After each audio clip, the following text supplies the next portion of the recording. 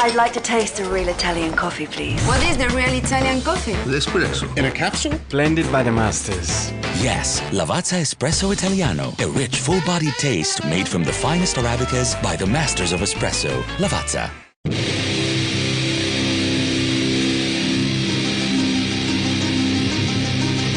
10, 9, 8. Ignition sequence has started. 6, 5, 4, 3, 2, 1, 0.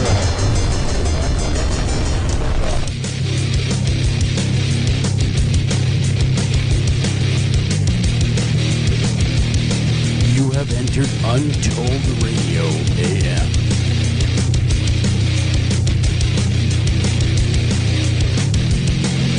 And now broadcasting from a secret location, your hosts, Joel Sturgis and Doug Hychak.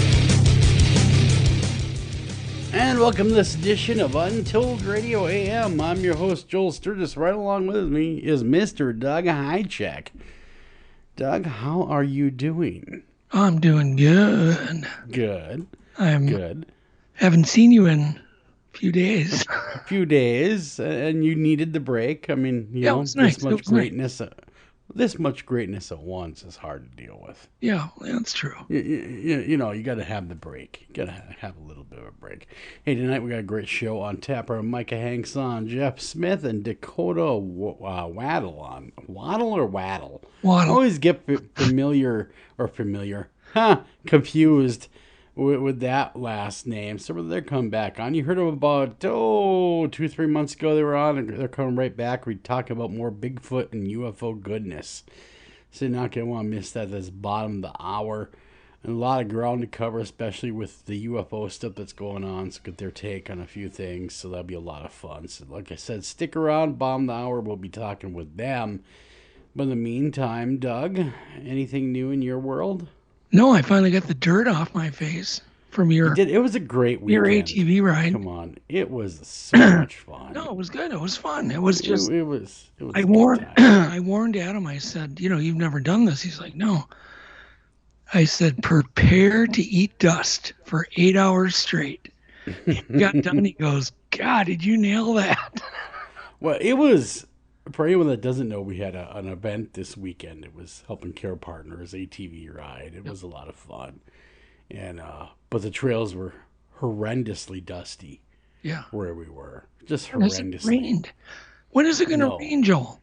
I have no idea. I know my yard is brown. Yeah, we're in and we're in a severe drought right now. At this point, we haven't seen meaningful rain.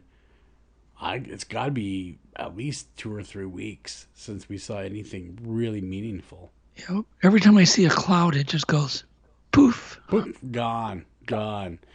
So, getting back to the ATV ride, it was a lot of fun. Now, what was your take on the trail? Did you enjoy the trail? Because I know after the ride, you kind of said, I don't know about that trail. Looking back on it now you've had a little bit of time to simmer on it. Okay, it's long, and we did go into some cool areas. I've certainly never gone into that area, but it was a lot of,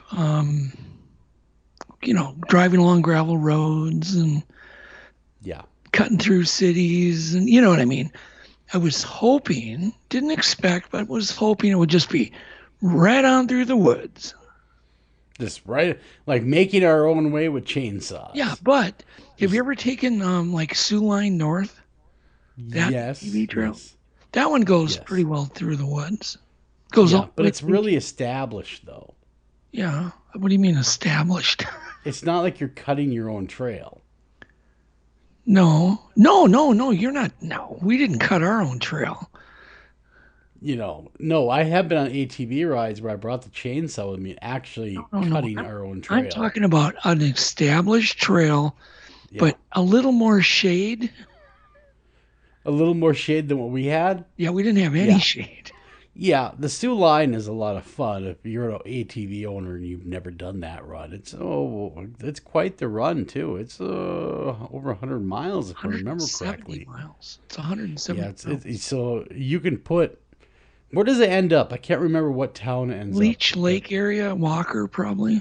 That's that. Yeah. Looks So it like puts in. Moose to Walker. Yeah, it puts in. It's a long trail, but it's well worth the ride. I mean, I think to do 170 in 4-wheeler, bring a tent and camp along the way because it's not just desolate. There's gas stations, towns you go through and stuff. So there's accommodations and things like that. So if you've never done it, you're looking for something fun this summer. That's a long ride. You could do that, or you can come up north. Yep. And get the Polaris Ride Command out, and you can actually do the trail that we did using your Ride Command. Because I marked everything, I shared it to the community, so you can actually look that trail up and go, I want to go do that. So that trail is now public. It is now public, yeah. You mean the one with the right, left, left, right, left? Yeah. That one? Yeah. The one where we had no idea where we were, and if it wouldn't have been for our guide, we would have never gotten back. Yeah. So big thanks to Sam Martinson for being our he was awesome trail guide. Hey, and what's with the deal? You were out ahead of me for on the way there, not the whole way, but probably half. So I had to personally eat your dust. Yeah, for a little for while, 4 hours. Well, that's a good time. That's good for you. It's full. It's infused with vitamin C, my dust. But you got to eat our dust on the way back. I did because I hung back. I had to make sure everybody was getting where they're going. It was a good thing I did because a couple times there were some confused-looking ATV riders that lost the crew, and they're like, where do we go now? Yeah, because it was windy. And normally the dust trail will hang in the air. Yeah. But this one was, that winds were 30 miles an hour. And dust trail was just gone. Yep. Yeah, right. But it was a fun time. Big thanks to the OHB Park up here in Gilbert. Yep. They facilitated us being able to leave. And, of course, everyone that helped along the way and all the volunteers. The after party you missed. And you could tell people why you missed the after party. I'm gonna. So we go up there. We reserved the room for 2 days, as you know, Joel, because you got the after party. So after the ride, we're thinking, we'll go to our rooms. Take a shower. That's what we're thinking way ahead of time. But during lunch, basically get a call from the hotel going, we're putting all you and Adam's stuff in the garbage bags, and you're booted. And we're like, what? We reserved for 2 days. What's the deal? And they're like, no, you didn't. So all that happened was some new girl had taken our reservation and just didn't mark it down for 2 days. She got confused. It was 2 people, 2 rooms, 2 days. Too many twos. So then, but here's where it got fun. So we get done with the thing, and you take your sunglasses off, and all you see is black. I mean, we're just greasy dust, dirt beards, the whole thing. And you tap your clothes, and they just poof like a puffball. And so that's the one day you really need a shower, right? The one day. Yeah. Like the one day in like probably 50 years I've really needed a shower. Like really bad. And nope. You're pretty dusty.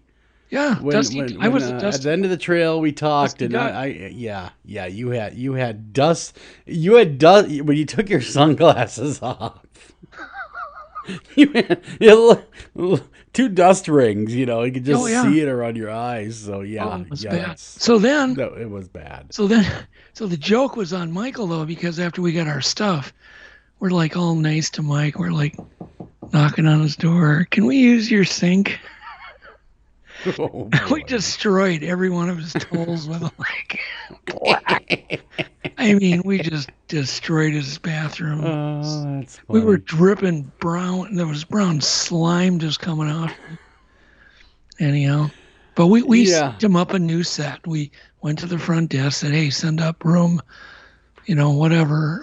Send him up a new set of towels." But I just remember Mike looking at me and he goes, "Get out of my room." Get out of my room. Not even a hi, how you doing? No. After we were in there, out. we had overstayed our welcome. Oh. He gave us. Well, I would have booted him out of his room. He gave us the dirty look and said, "Get out of my room. Get out of here. Yeah. You filthy animals." Yeah, exactly. No. Yeah. He was very gracious to let us wash up in our. I mean, did he really have a choice? Well, yeah, he could have. No. Well, yeah, but really, would you have given him a choice? No, then we would have had to go and find some gas station or something to wash up. Yeah. So, I'm still out iron ore. Oh, yeah, you'll be coughing that up for a week. No, it's Another true. week. It's true. Yeah. People think, oh, no, you're just joking. No, you cough out, iron ore. Did you, when you got back from your travels and you got home? Yes. What did your significant other say and the people around you say when you're coughing up all this iron ore? They didn't know I was coughing up iron ore. I didn't tell them I was. Okay. I'm still coughing up iron ore. I know you are. But I saved it for you. Well, thank you. But I you know what? Appreciate that. So we washed up in Mike's room, trashed his bathroom.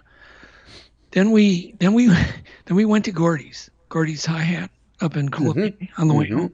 Because I'm telling Adam about these burgers. Like, dude, you gotta, they're amazing. And so we stopped there, and we eat one burger, and I'm like, dude, let's get some more.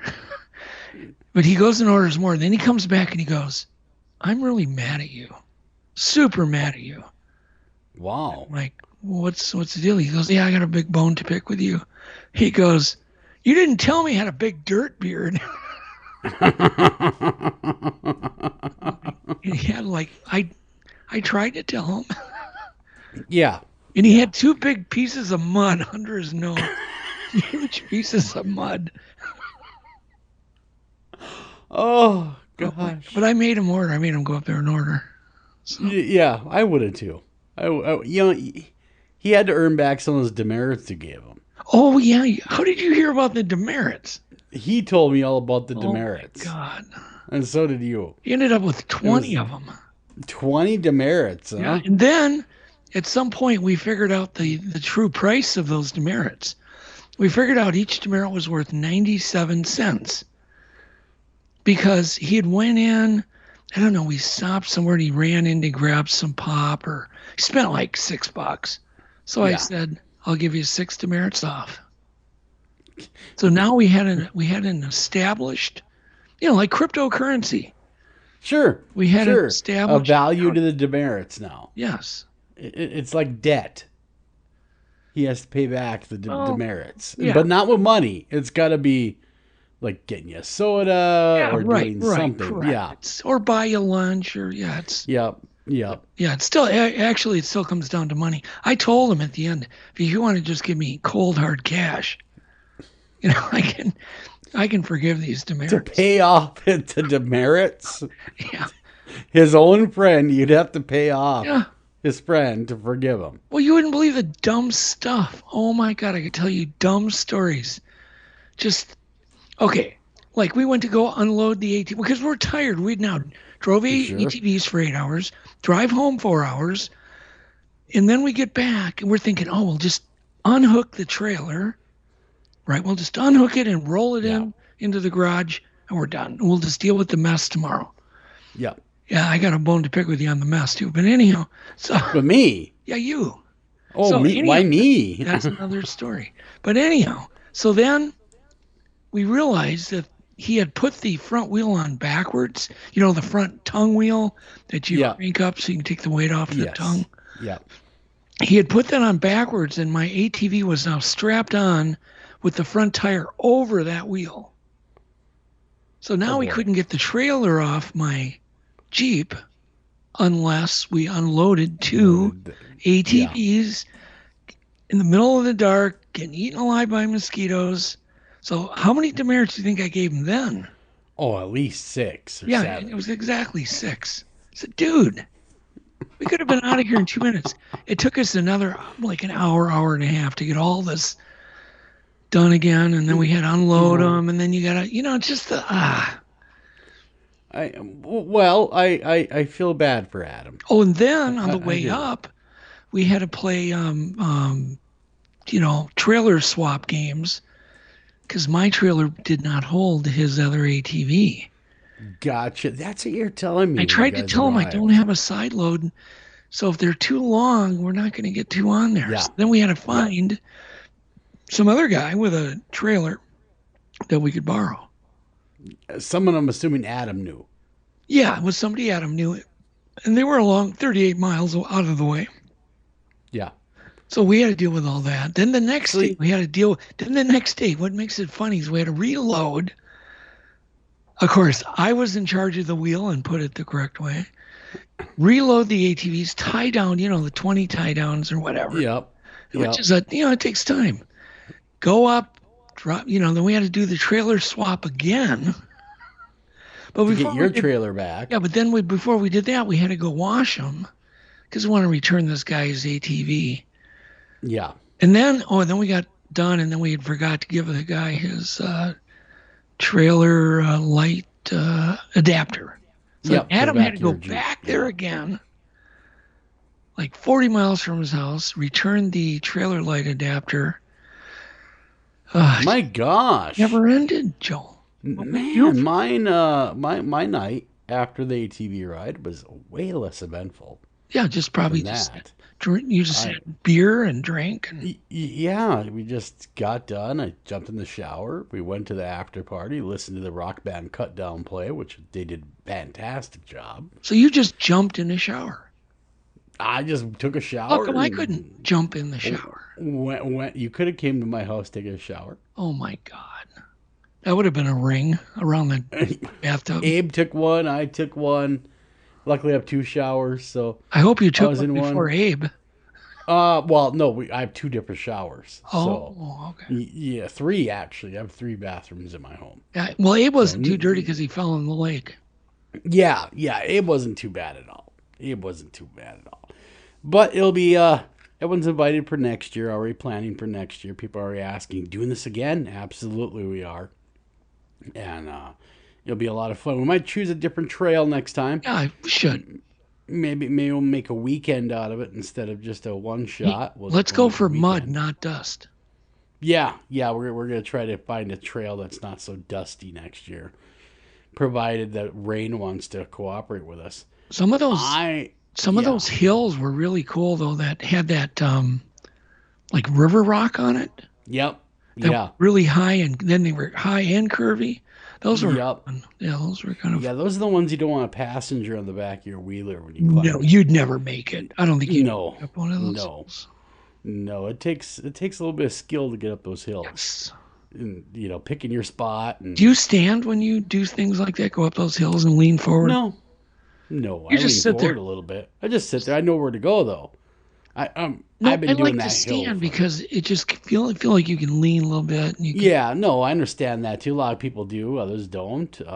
That hill, I got up and down that hill no less than 50 times.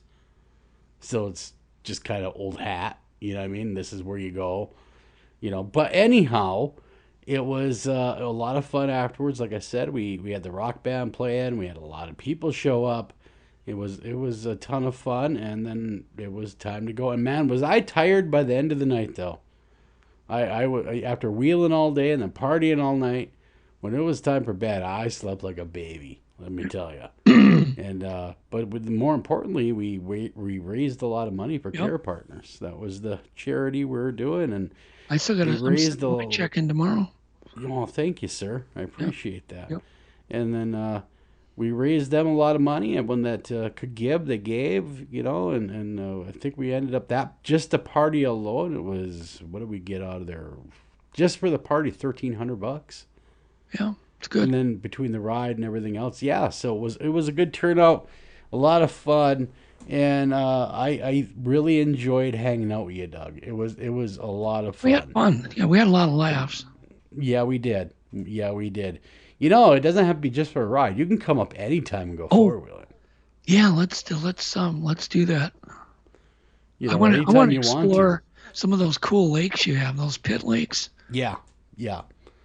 Yeah, so anytime. The invitation's always open. Cool. So if you want to come up, do a little four-wheeling, not a problem. I can come up and have all you can eat fish. You know, did you see Abe, though? No, it's like, oh my God. There's no way a guy could eat. These were like, what, 12-inch fillets? These are big fillets now, folks. There's an all-you-can-eat joint where I live that does fish fry on Fridays, right? And these fillets, they were a foot. I mean, they were big fillets. They were not little fish fillets. Just give an example. I ate 2. Yeah, and I was full after 2. And I could barely finish a third one. Mm-hmm. And that was stuffing myself. Yeah. And then Abe ate no less than 12. Oh. Maybe more. I was just started counting when I got there. Yeah, and anyone that doesn't know Abe Del Rio, and those that do will understand, but those that don't, he is he's a buff dude. I mean, he's got a lot of muscle mass. Yep. He's a bodybuilder. But where he puts this food, I will never understand, because it's not the first time I've seen him do this. You said he ate like how many tacos? 50 tacos? 26 tacos in one sitting. It was all you can eat tacos. And man, did he take advantage of that. I once watched a man consume 3 big T-bone steaks in succession. Yeah. One right after another. I mean, God bless him, but the man can eat. Let me tell you, when he sets his, yeah, I mean, he himself could be a charity. Well, how does he maintain a 32-inch waist?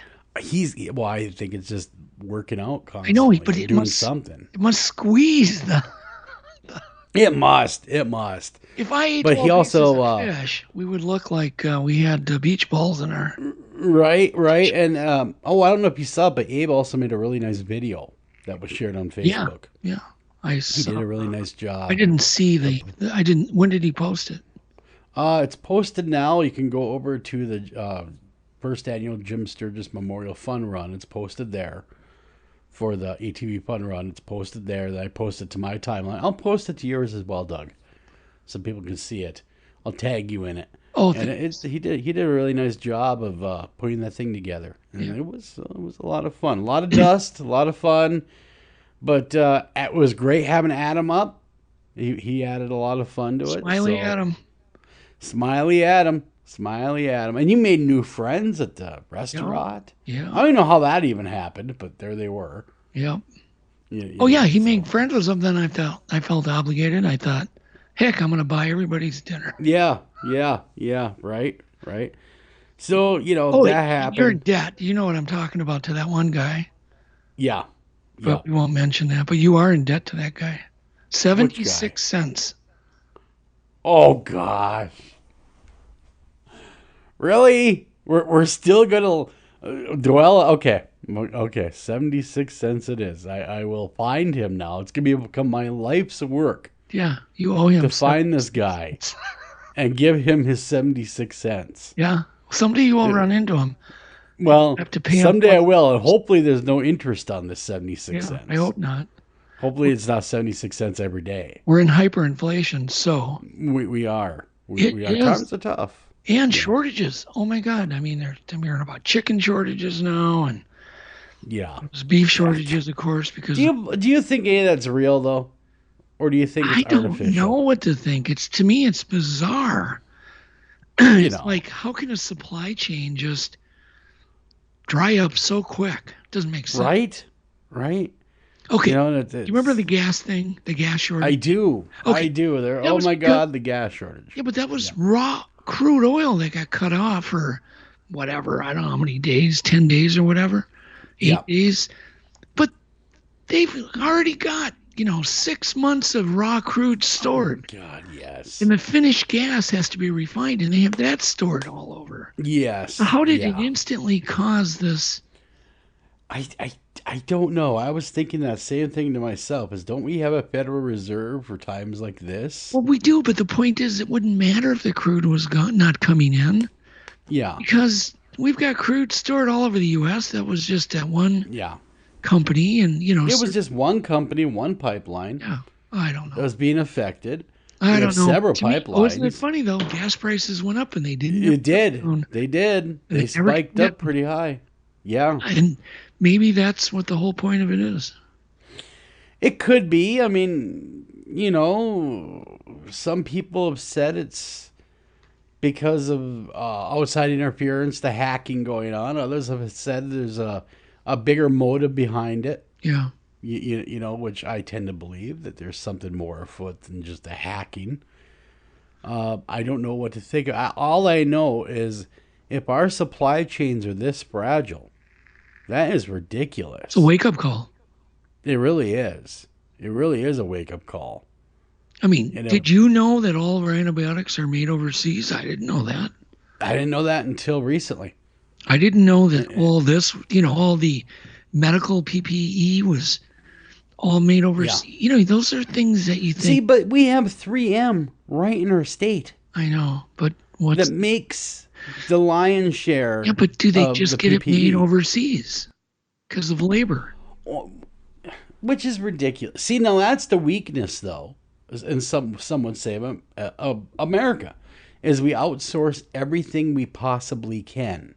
That we don't make anything like we used to. Do you remember when most things it was more common to see made in America or USA than it was China at one point. Yeah. You know, the only thing Chinese made were those little things you got at the gumball machine. Well, I just worry that if you get into a tiff with a country like that, we're not going to be able to get, you know, computer chips out of Taiwan. Right. We're not going to be able to do this. I mean, without computer chips, hello? What's going to... Yeah, we've seen what happens there. Look at the auto industry. Yeah. You know, we're actually really, people are not that bright because we've transferred everything to the internet. All for every company, every grocery store, every retail store. The internet goes down. They don't even have a calculator at the stores to even tell you what you owe, even if you had the cash. When's the last time you saw someone make change in their head? Oh, God. You know, on the fly. If I have a bill, like it's $19.25, and I get them a 20 and 25 cents. Yeah. They sit there and they don't even know what to do. Yeah, you're right. You're not wrong at all. Just give me a buck, you know. Yeah, just give me a buck back or whatever. Just hurry up with this thing. You know, you're right. I encountered that before. Well, my wife works for the Walmart Corporation. If their internet goes down, the store's crippled. They kick everyone out of the store. I think they would put in some type of a backup plan. You know, old analog. Or teach them how to do old school cash register. Yeah, what's wrong with an analog cash register? There's nothing wrong with it. Can't be hacked. No. Can't be hacked. It can't. Well, what do we do for the internet? Post office, cash or check? Joel, the post office, I swear to God, was using cigar boxes. Their transactions, not more than a few years ago. So. Yeah. Well, you know, there's something to be said for the old ways. I do. The post office, they'd pull out the cigar box for your Yep, exactly. I remember that. And there's something to be said for doing it that way. There is. I'm not putting them down for that. You know, you can't. You're right. Cigar You're right. box. There is something to be said for it because things that are unhackable are the most secure things. So if it's not tied to the internet, it's not going to be getting hacked anytime soon. But even all of our cars can get hacked now. Everything. Yeah. Some brilliant, mastermind could go in and hack everything. Hack the satellites, hack the internet, hack all of our cars simultaneously. Hack all of our war vehicles, our naval ships, everything. Is it just us, or is this year flying by quicker than usual? At Care.com, you can find trusted, reliable, and affordable sitters near you with flexibility that fits your family's ever-changing schedule. And because the best decisions are made with Care, 100% of caregivers who use Care.com have been background checked with CareCheck, a key first step for families to make strong hiring decisions. This fall, get help with activities, tutoring, drop-offs, pickups, and after school. Sign up now at Care.com. This Labor Day, HomeDepot.com is your one-stop shop for all things decor, with up to 30% off furniture, mattresses, home decor, and kitchenware. Online, it's a Labor Day savings event.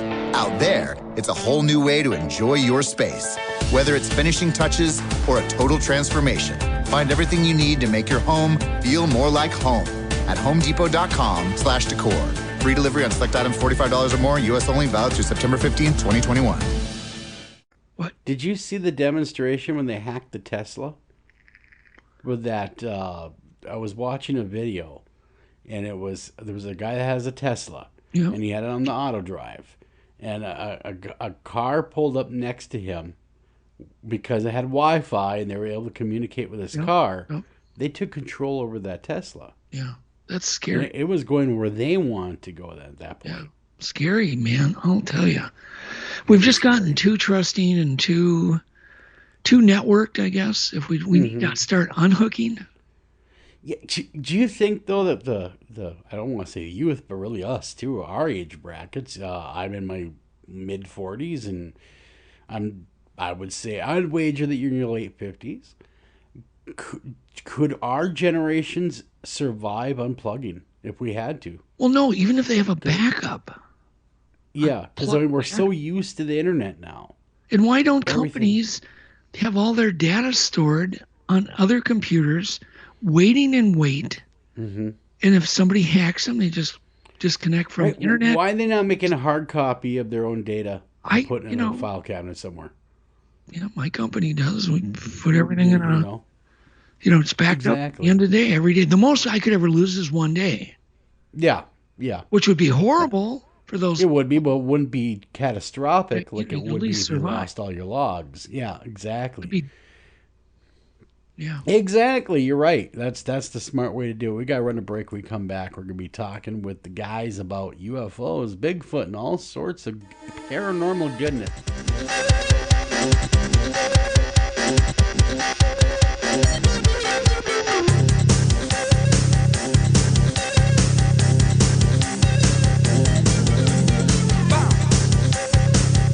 Hi, Tom Bodette. If you can hear me, then you have an internet connection, which means you can do cool things online, like listen to streaming radio, obviously, or watch a video of a monkey washing a cat. Let your freak flag fly. Or you can book a room at a great price at Motel6.com. Isn't the internet wonderful? Everything you want right at your fingertips, and whoa, did not need to see that. I'm Tom Bodette for Motel 6, and we'll leave the light on for you. Unexpected reactions to smart financial decisions brought to you by feedthepig.org.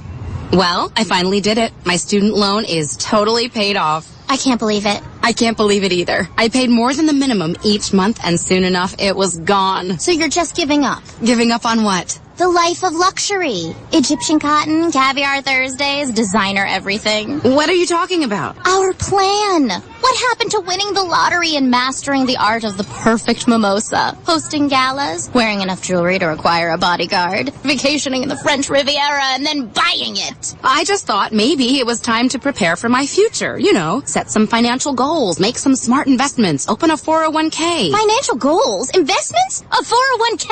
You are horrifying right now. Listen, if winning the lottery were easy, everyone would do it. When it comes to financial stability, don't get left behind. Get tools and tips for saving at feedthepig.org. This message brought to you by the American Institute of CPAs and the Ad Council. Northern Tool and Equipment. So me and the boys head out to tailgate today and find some other fans in our spot. Well, it happens. Cheering for the wrong team. Oh, this is war. Even worse, they've got this couch set up and everything. A couch? Yeah, it's sectional. All right, first thing, don't ever use the word sectional again. Done. Second, I want you to grab a 4,700-pound tow chain with J-hook and grab hammer. Throw that on the back of your truck.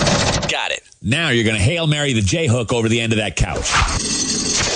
Time to find a better spot for your new friends.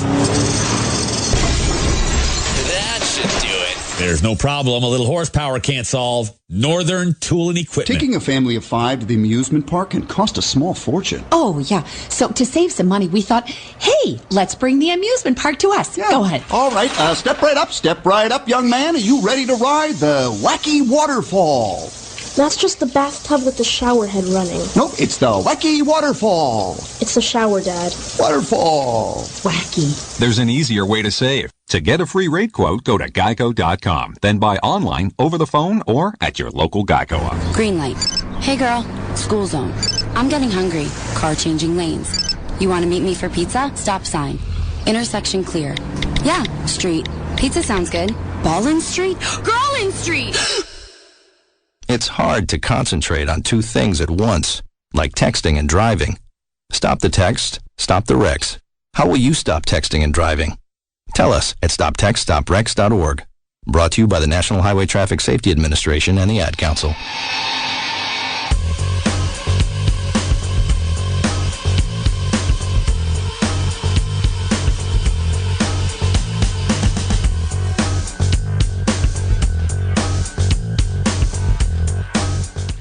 And welcome back to Untold Radio AM. I'm your host, Joel Sturgis. Right along with me is Mr. Doug Highcheck. I was going to call you Dusty Doug, but I thought better of it. Yeah, I was, and I am. I took Doug, guys, on an ATV ride over the weekend for charity. And this poor man ate more dust than any human being should have a right to. and when we're done, he was quite dusty. So I wanted to call him Dusty Doug, but I wasn't sure his reaction to being called Dusty Doug. Well, you know when you go to the gas station and you buy one of those hot dogs that have been rolling on those rollers? You were one of those hot dogs? I call those Dusty Dogs. Because think of all the body dust that's floating on those things. Oh, God. Disgusting. Because Dusty Highcheck sounds like somebody who, like a lineman for the Pittsburgh Steelers. Right. Yeah, it kind of does. Or welcome to the stage, Dusty Highcheck. No, never mind. All right, tonight we got a great show on tap for everyone. As I'd mentioned before the break, we have Micah Hanks with us, Dakota Waddell, and Jeff Smith. They're all with us again. You heard them about 3 months ago, but a lot has happened in those 3 months. And we want to get everyone's take on what's going on with all this UFO goodness, disclosure that they're promising is going to happen, all that stuff. Plus, there's a little bit of Bigfoot stuff to go over, too. So let's step aside and know, Doug, you had a question to lead off with. Well, Micah, you first. See, because you actually have a UFO podcast, correct? That is correct, yeah. Well, I mean, I talk about everything on there. Every now and then our hairy friend shows up from time to time, too. But, yeah, it's these days, there's a lot to talk about UFOs, and so we hear about that a lot on that show. So I wanted to, and I listened to it, and you are so knowledgeable. It's scary on the topic. First off, so I want to say that your knowledge is scary. I have no idea where you put all that information. All three of you guys are amazing, smart, but I've kind of been picking up that maybe you're pretty skeptical as to whether these UAPs and whatever they are, UFOs, are from another planet, or whether they're just something else. So let's just get right down to it. What are your feelings? Well, here's the whole thing about this. UFOs right now, officially in terms of what is known and what is not known, we simply don't have enough data to support exactly what they are, but the incredible, again, if we follow the descriptions given by members of the military, if we look at what the intelligence community has divulged about this, there hasn't been all that much over the years, but there has been some, and perhaps there will be a lot more forthcoming in this report we'll talk about tonight. But based on that, and also the accounts that have been collected by civilian investigators, eyewitnesses, again, anecdotal evidence though this is, there is a lot of it that is accumulated, at least since the end of the Second World War, and some would contend even earlier. And so if we look at the historical data that has been collected, and again, much of that from U.S. government sources, it all seems to indicate quite obviously a technology that cannot be accounted for with known mechanisms in terms of earthly technology, and no source can be pinned down. So therefore, it is strongly implied, Doug, that there may be a more exotic source for this. Now, the leading theory, of course, for a while now has been the extraterrestrial hypothesis. I'm certainly open-minded to that possibility, but again, essentially the foreshadowing of this report and its findings under the Navy's UAP task force, which was reported by the New York Times the other day. They got a advanced briefing. They got a spoiler, a bit of a sneak preview. And basically what they said, that the intelligence officials who were familiar with the report and had been briefed about it, this just having been fresh off the press and just arrived at the offices of the DNI, what they basically said was the military doesn't seem to have enough data to say, yes, therefore aliens, but they can't rule that out, nor can they rule out a foreign technology. Now, over the course of the conversation, we should read between the lines and really try to I think, dissect what exactly I think that means, which, to your point, definitely does leave open the possibility that we're looking at something exotic. But again, scientists need physical evidence. It's just like Sasquatch. They say, show me the body. Well, the scientists want to see the actual crash wreckage or the alien bodies in this case. Well, isn't the fact that that's alien technology, wouldn't that be the simplest answer? A lot of ways I would say it is, actually, because the problem is, I think that many more hardened skeptics, again, there are varieties of skepticism in relation to this topic, just like with Sasquatch or anything else. One of the, opinions that we have seen really, I think, among the most skeptical, really kind of leading the charge in that department has been Mick West of the Metabunk forums. Mick has really pretty staunchly defended his position that what we see, for instance, in the Navy's videos is either a distant 747, maybe a friendly F-18. I have problems with that, and very briefly we can go over a few of those. We're talking about footage that was obtained using essentially some of the most sophisticated tracking and infrared footage capabilities in the possession of our Navy. This is the Antler targeting pod produced by the Raytheon Company. This isn't just infrared. This is also a tracking component that is capable of locking onto a fast-moving target and providing instrumental data about it, its movements, and also some of its flight characteristics and behaviors. Notable about these pieces of footage is that there appears to be no propulsion system evident. There doesn't seem to be any kind of exhaust plume or anything produced by the objects. They do appear to be moving very quickly. They don't appear to be producing, any kind of discernible technology that we can recognize that would account for their movement through the sky. And furthermore, those who actually obtained the footage, the pilot in question in the 2004 Nimitz incident had been Chad Underwood, but the famous sighting, or the sighting which thereby made the events famous, was first reported by Commander David Fravor, and then more recently by Alex Dietrich, who just came forward for this 60 Minutes appearance and talked about this. But Fravor and Dietrich had both said, this thing, it was coming up toward us, and in the blink of an eye, it was gone. And they said that apparently it also didn't show up on radar at times. Now, of course, radar operators with USS Princeton had initially had a target, and they said that intermittently they were able to see this object on target. It appears again at their cat point, but when Chad Underwood goes out to film it, he said that it appeared to be trying to jam his radar, and it certainly didn't produce a transponder. So those instrumental components, to me, strongly suggest this isn't just a distant 747 or a friendly F-18. This appears to be something that is operating in the U.S. airspace, controlled airspace, mind you, that can't be accounted for, doesn't have any of the kind of instrumentation or the discernible characteristics of conventional aircraft, and thereby, as Chad Underwood eloquently put it, this was effectively an act of war. So what is this? Now, again, to your point, is it easier to say it's alien? I think given those criteria, perhaps so. But of course, there are those who are a little less skeptical, maybe than Mick West and others, and they say, well, maybe it's not ours, maybe it's not aliens, but maybe it's, somebody else's technology. But the problem with that, in my opinion, is to say, look, if it's China or it's Russia, how could they be that much more advanced than we are? China recently lost control of the reentry of one of their rockets. We're widely criticized by NASA about this. And, one of the questions that came to mind during this incident as it's playing out is if they can't control the reentry of their rockets they're putting into space with good old-fashioned diesel, rocket fuel, how likely is it that they have such an advanced propulsion system with an aircraft that hasn't seen any kind of actual field deployment? We haven't heard anything about these developments, haven't gathered any intelligence about it. Our military knows nothing about that. It seems almost implausible. So, to your question, in this instance, perhaps simply saying, yeah, maybe it's aliens, is the actual simpler and more parsimonious explanation, potentially, phenomena. But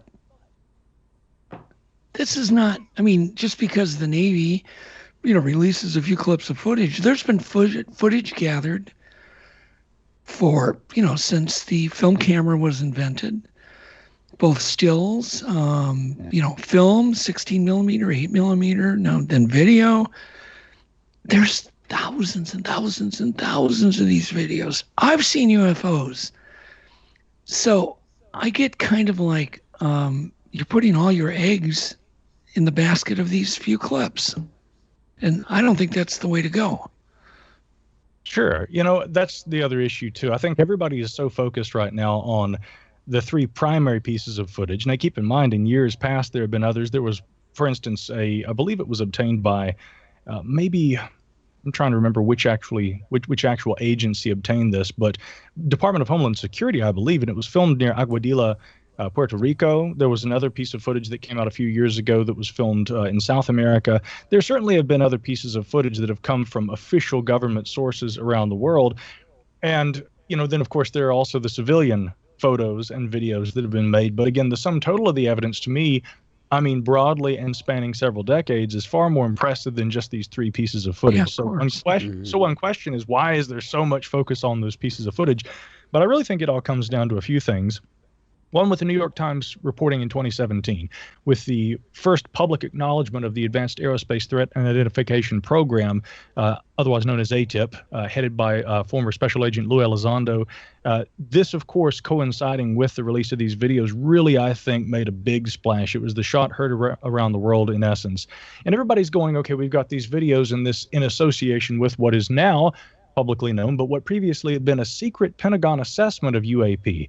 And then also what we had in 2020, early last year, we also had the Pentagon officially declassifying these pieces of footage, having acknowledged that they were formerly unauthorized for release. But keep in mind, they weren't classified or anything. These had been unclassified for special use only.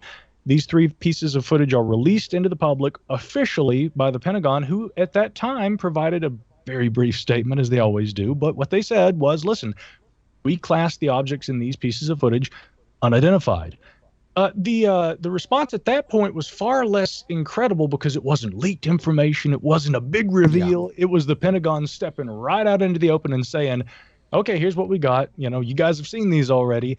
And so people are kind of like, yeah, whatever, we've seen those. Yeah. But I think that that's incredibly significant. And again, back to the point of why these 3 videos, really, I think that for those upon which that point had not been lost, the fact that the Pentagon just admitted we've got videos of things we can't identify, they saw this as being in its own way, and I'm going to use the D word here, they saw it as disclosure. They saw it as the government finally admitting something many had suspected for a long time. And I think that's part of the reason why these 3 videos have remained at the focus of this conversation.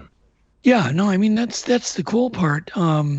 But first off, have you personally seen a UFO? Jeff, have you seen one? Not one. Not a single one. And I've got, about 3,000 hours of flight time in the C-130 and other aircraft. He's my advisor. Yeah. Well, no, I would say a lot of my training time was spent low level during the day. I'm busy looking at the ground, trying not to crash. And, but most of my time spent deployed was flying under, night vision goggles, where you expect it would be easier to spot something that was unusual in the sky with you. Because, frankly, there weren't a lot of aircraft flying around that we didn't already know who they were. But I was thinking about that today. But you realize, Jeff, I'm just going to interrupt for 1 second. You realize you're actually, I believe, an outlier, that you haven't seen a UFO. Looking for a way to make quick cash? Making cash with DoorDash is super easy, guys. I love driving around my town, and now I can do that and get paid. Not to mention the sign-up process was so easy. Download the DoorDash driver app today to get started. Because I ask everybody I know, everybody I meet constantly. I can't remember even one person that said, nope, I haven't seen one. And I make them tell me their story. There was a moment I was driving down the beach road from Pensacola to where I lived in Navarre previously to moving up here near Asheville. And I did see something in the distance that I didn't know what it was. Now, I could account for, maybe not seeing UFO because I'm familiar with a lot of different type of aircraft from being in the Air Force. So things don't necessarily surprise me. I can look at something and think, okay, I think I know what kind of aircraft that is. This thing, I had no idea what it was until I got a little bit closer, and it was the Goodyear blimp. It was flying really low. I had one of those moments too.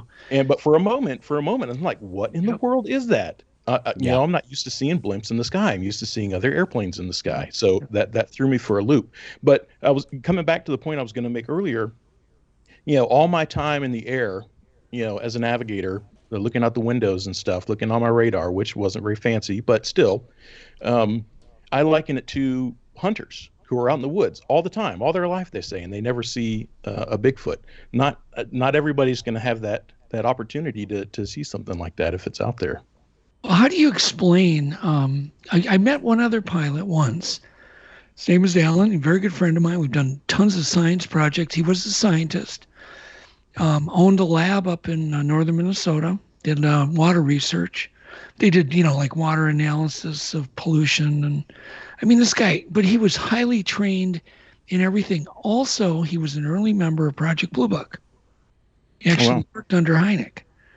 He had never, ever seen a UFO, and he was a pilot.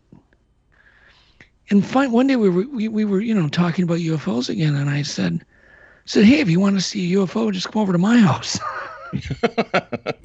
Said, you'll see one right away. And he's like, yeah, laughing. For years, he's laughing at me, thinking, yeah. So one day he calls me up. He's coming in from a flight downtown. Says, hey, I'm going to be driving right by your place. I'm going to stop in tonight, and I'm going to see a UFO as you promised. So he goes on the deck. We're out there 10 minutes. Here comes one.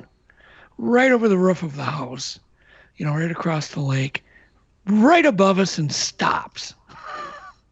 And he's sitting there on his phone checking all the flight logs and checking the airports and everything. And he's freaking getting more panicked. And this thing is just up there. And then all of a sudden it zips off. And he still continues to check all these apps and whatever you pilots, you guys have all these apps that you use. And he said, well, I just saw my first UFO. And he said, I guess I can go home now. He was a 6-year-old man. Mm-hmm. So that's really weird to me, too. Another outlier like yourself. Well, but it took all of 10 minutes with me to end that problem for him. Mm-hmm. And so then when I hear these skeptical, statements from people, I'm like, well, just come on over. There you go. All you got to do is send out the invite. I'll come over. Stop over. I was going to give you another data point. My father was in the Air Force. He was a pilot, fighter pilot, flew F-4s, F-15Es, and then after he retired, he was flying for Delta, actually Northwest, and then Delta. And he only had one incident. He didn't see anything. It was something that he saw on his radar. Flying back from, I think they were doing an exercise in Korea in the North Pacific routes. They bring you up, Japan, the coast of Russia, and then along the Aleutian Islands and kind of over that way. And they had just kind of passed. There's this lonely outpost near the very end of the Aleutian Islands called Erickson Air Station, Shimia Air Base. And when I was stationed in Alaska, I went there quite a few times. We had a regular milk run to go out there, take people and supplies and stuff. But they were flying past that area, and he saw something on his radar. He tried to slew over to get a better, I guess, idea of it, and he couldn't. He never could. Because I asked him, I think it was at Thanksgiving last year. I asked him, have you ever seen anything unusual? And that's the only thing he could tell me.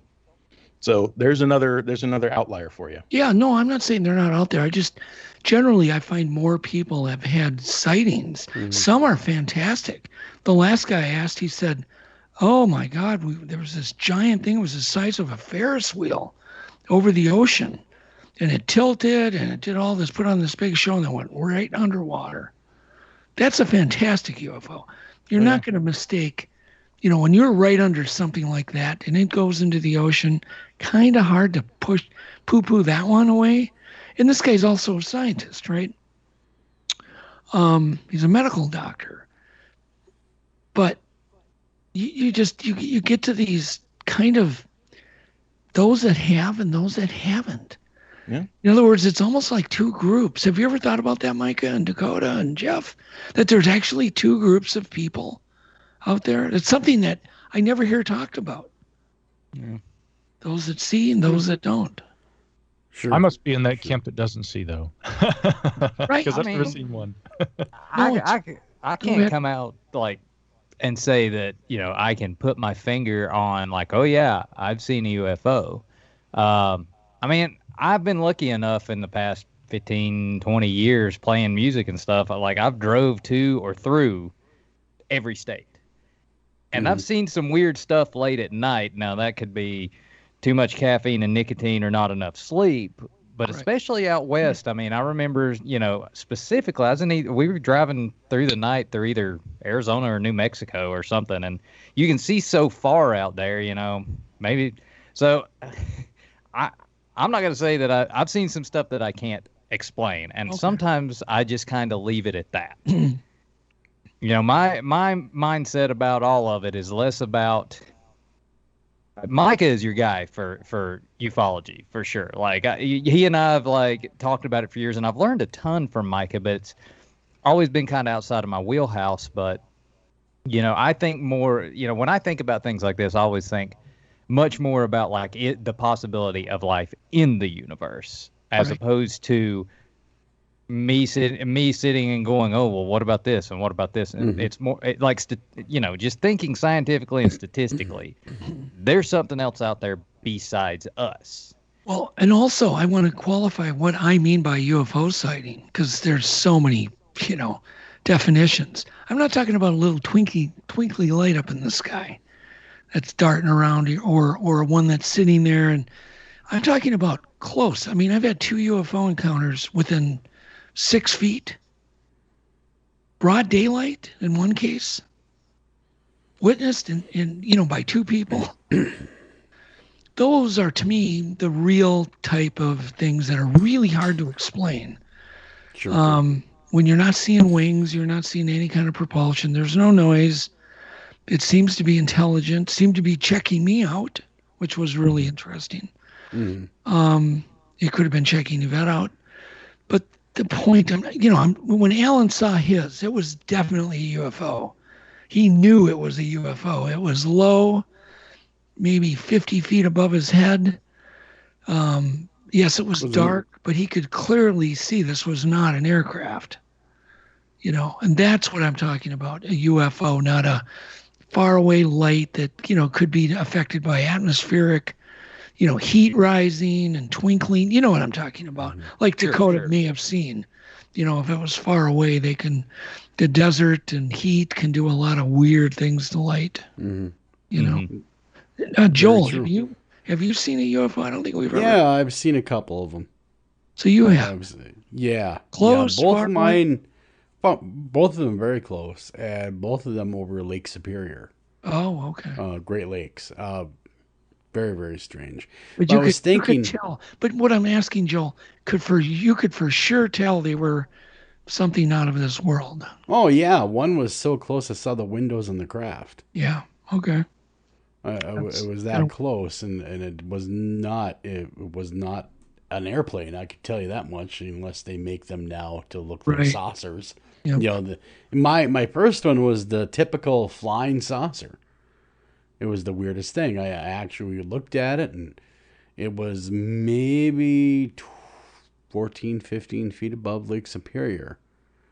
And it was more interested in what was ever in the water it was dealing with than us by far. And we watched that for about 3 minutes. Well, then the other kind of UFO is the small unmanned. There's nothing in there because it's too small, but it's weird. I was kind of thinking, I don't mean to stop you, Doug, but when you and Micah were talking, especially when you two were talking, and we know the government is not the greatest at this sharing information with their own agencies, interagencies. No. Is there any chance, Micah and Dakota and Jeff, is there any chance that we're dealing with experimental aircraft that is classified, that is not made privy to the Navy? That this is our own technology that we are highly unaware of. And I go back to the B-2 bomber. The stealth bomber was considered high technology, and they let their own people believe it was a UFO for a long time. Yeah, but the stealth bomber, Joel, had wings. It did, but it was so foreign at the time. It was so radical in the shaping at the time that they allowed their own service crew to believe it was a UFO at one point. Yeah, that thought has crossed my mind. Now, again, I guess I would hesitate. I would stop short of saying I have complete, full, and unequivocal trust for my government and everything that they say. But because, there are instances on record where civilians have been lied to with relation to UFOs, and it has been very damaging at times. We could look, for instance, at the case of Paul Benowitz. We could talk about that a little later, but that really provides enough historical basis for why many people right now are pretty critical. of what the government has had to say in recent weeks about UFOs, recent years, in fact. But again, if we do come to the other side of that argument and say that, if we take them at their word and what the apparent findings of the recent report, not released to the public yet, there's a classified version of that, which the public, at least for some time, will not be seeing, but there's also supposed to be an unclassified public version. So we'll get to see some of it, but that classified annex of this UAP task force report, that's going to remain out of public viewing. But again, presumably that's what the House Intelligence Committee was actually briefed on today.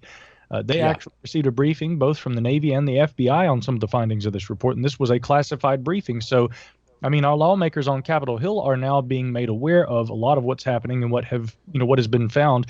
But what we do know, based on the New York Times reporting, I'll just add this really quickly. I mean, the one thing we know is that they said it doesn't appear to belong to the U.S. What was they know of? What was in the briefing exactly? I mean, what was it describing? So in the New York Times briefing, Helene Cooper, one of the co-authors of this, by the way, and again, she not being a UFO buff, but being actually the Pentagon correspondent for the New York Times, she had also co-authored the article with Leslie Kean and Ralph Blumenthal in 2017 that broke the story on ATIP. But here's Helene Cooper co-authoring this piece. Basically, she and another New York Times writer had spoken with Pentagon officials who had been briefed on the findings of the report, and what they had conveyed to the New York Times were a few things. One, that they could not identify some 120 instances that were investigated by the UAP task force. And briefly about that, the UAP task force, or Unidentified Aerial Phenomena Task Force, this was a task force established under the cognizance of the Department of the Navy. This had first been requested in a bill by, at the time, Chairman Marco Rubio for the Senate Intelligence Committee.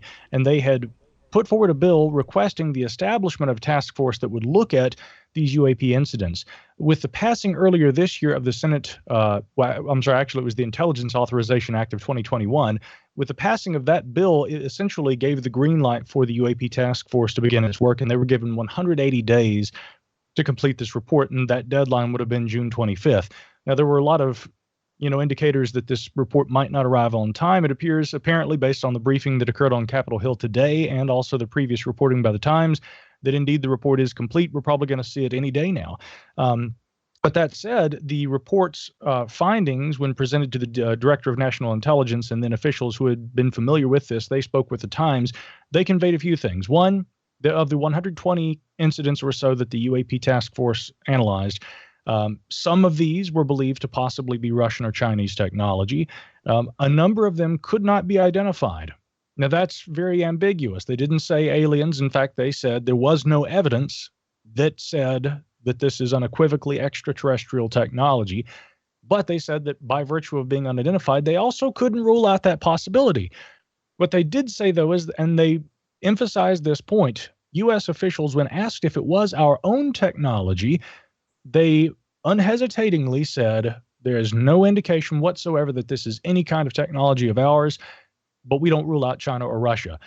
Now, to me, what that really says isn't so much the idea that it is a plausible case to be made that China or Russia actually has hypersonic technology. In some instances of the observed phenomena, that may very well have been what it was.